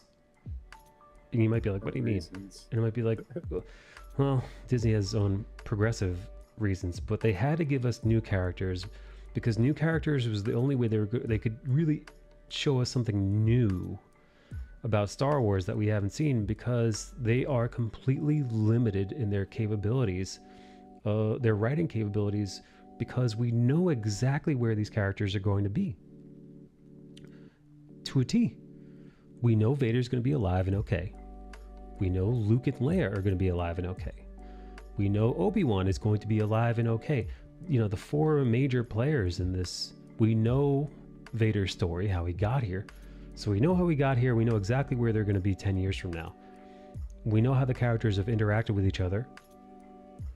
So anything that they do, unless they do it exactly how it should be, which they don't, is going to fuck up the canon and just not make any goddamn sense. And it doesn't. So they're kind of in this horrible position where they're just breaking stuff. And they're not, the stuff that they're breaking isn't really worth the story that they're telling. It'd be one thing if they are shredding up canon and making the original trilogy just very wonky now. So you have this prequel Obi-Wan show, and you've got the other prequel Disney stuff, and then you've got the original trilogy, and then you've got the sequel trilogy, and them tinkering around with the past makes the original trilogy that much stranger to watch knowing this. Again, I still believe that you can watch the original trilogy and still enjoy it a lot. Like, it'll still be awesome. But when you put it in the lens of what Disney's doing, it's fucking strange. And then I did not recognize her from Queen's Gambit, but they really did the character a disservice, Reva. I understand why they included a new character. Like I said, the reasons why I just gave. I think they had to give us someone new because they really couldn't do that much with the characters that we already have, because they can't really touch them, because there are no stakes. Even if we saw, so, you know, you watch the first 4 episodes, Leia's kidnapped, but we know that nothing's going to happen to her. You know, like, the stakes are gone. Yeah. You know, Obi-Wan's being pursued. Who cares? We know where he's going to end up. He's going to end up on Tatooine, and he's going to show, all that stuff has happened. Where are the stakes? So it's like, oh, Reva. And we're like, who's that? I'm like, oh, an Inquisitor. Okay, we've seen Inquisitors in Star Wars before, in Star Wars Rebels, yada yada. Star Wars Fallen Order. Okay, give us an Inquisitor. And it's like, well, she's gonna get she's evil, but she's got reasons and all this shit. But at the end of the day, you're kind of like, who cares? Because the character isn't written well. Yeah. So they give you a character. Obi-Wan now has to share the screen with this character. So it's like the show is about 3 people. One of them you just met, and that one you don't give a shit about. So that's like, a third of the fucking screen time is, between her and Leia and Obi-Wan. Is meaningless or just uninteresting. So yes, peaks and valleys, friends. Peaks and valleys. And I think at the end of the day, watching these Disney properties, both Marvel and Star Wars, the only difference between you enjoying it and you hating it is your ability to deal with the valleys. And for some people, which is why I won't argue with you when you say you do not like Doctor Strange, I'm not going to go to the mat. I'm not going to fucking fight for these shows and movies, because your points are valid. There are plot holes. the writing is mediocre at points. There are things that just don't make sense. There are character decisions that don't add up. More often than not, especially with Star Wars, more often than not, the characters do and behave in ways that actively go against what we've seen of them, but behave in that way not because their character is choosing to, it's because the story is making them, which reads as completely inauthentic and non-genuine to the because these are, especially, you know, in regards to Star Wars specifically, these are characters that we have known for decades, and they've been told more or less with a singular storyline for decades. And then Disney comes along and has them behaving in ways that they normally would not. And again, not from any character reason, but because the story demands they behave that way, because plot. And it just sucks the life out of the show, especially if you're a fan. Which, who the fuck else is watching this show? You know? That is a shame. I wonder if they've ever like woke up and said, "Hey, maybe we should consult George Lucas, see what he could like contribute to this," Right? or anyone from that era. Reva was good in that. That's the other thing. So, there are moments with the character of Reva, not getting into specifics, but her writing is so off that there are a few moments, I don't even know when in the story that they happen, but there are a few moments with the character of Reva where you think, God, this actress sucks. And then they actually give her a piece of good writing, few and far between. Only maybe you probably count the amount of times it happens on one hand. You say, oh shit, at least I did. She can act. She can act. And then you realize, fuck, they wasted her. You know, like, oh, it's not that she's a bad actress, it's that this writing is abysmal. Yeah. So it's like, oh, so you gave us a new character, you gave her, the actress, nothing to work with, so people don't like that character and probably assume that she isn't a good actress. And then you see her emoting and carrying a few scenes, and you're like, well, now I know who to blame. And it's not the actress who plays Reva. She's good. She's good. Which is unfortunate, because at least if she sucked, you could say, well, you know, she tried. You know, the writing was there, she just couldn't deliver. Just, I don't know. I'm eager to hear what you guys think of the last episode. And then, you know, the series as a whole.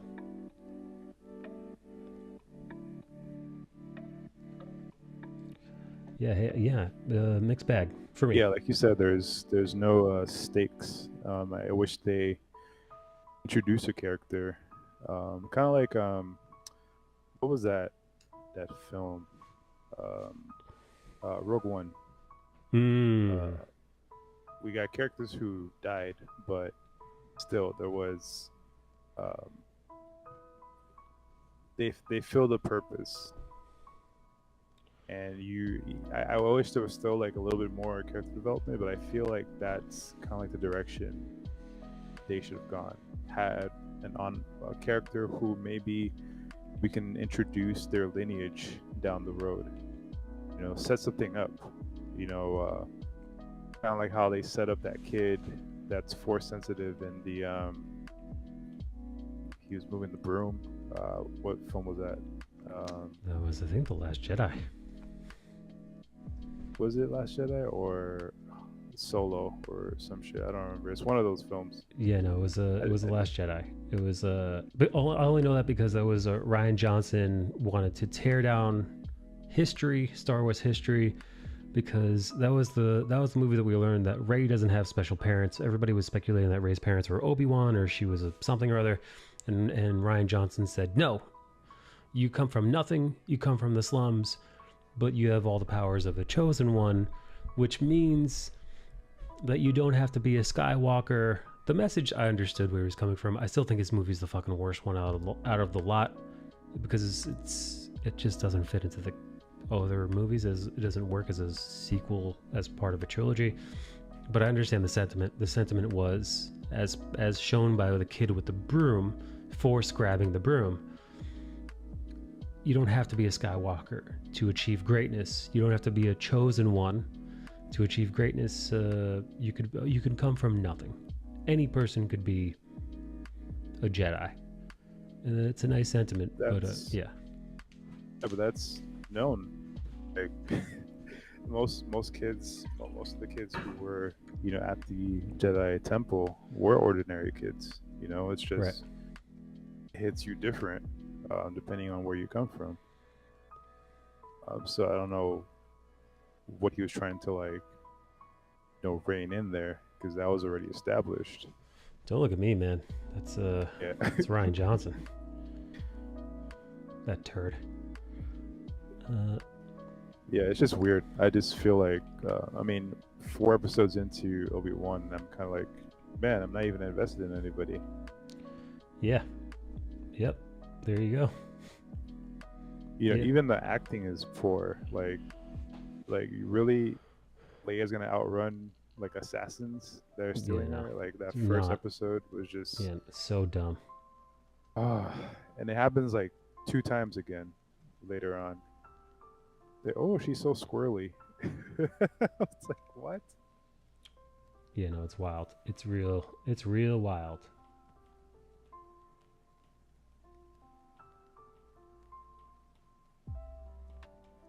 Yeah, I wasn't really expecting much from these shows. I'm waiting more for Ahsoka's show. Like, that's at least. Well, hopefully they don't fuck that up. Oh God. I was gonna say, well, it's David Filoni who created Ahsoka, but then again, dude, Jon Favreau wrote Boba Fett, and that show was ass. I mean, Jon Favreau and critically acclaimed director Robert Rodriguez. You know, written by Favreau, directed by Rodriguez, and that show fucking stunk. Show sucked. I mean, that's one show I actually like. What? You like Boba Fett? Not the way it ended, but like the beginning of it, like the arc of Boba Fett finding a new purpose. Yeah, that I again. enjoyed. Yeah. That I like. Okay, listen, you're a former bounty hunter, and it's a new chapter, right? You've been stuck in the Sarlacc pit for however fucking long, left for dead by everyone. You've got a new lease on life. You want to switch it up. I'm down. But it was executed horribly, I think.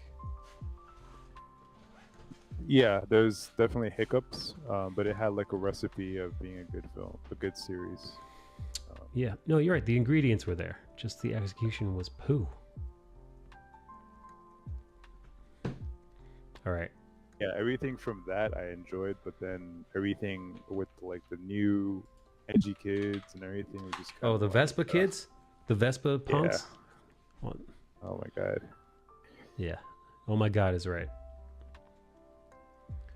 All right, cuties. I'm taking off.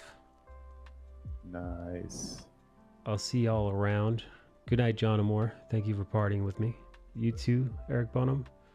Thank you. Niggy. Have a good one, sir. See you guys in the Discord channel. Goodbye. All right.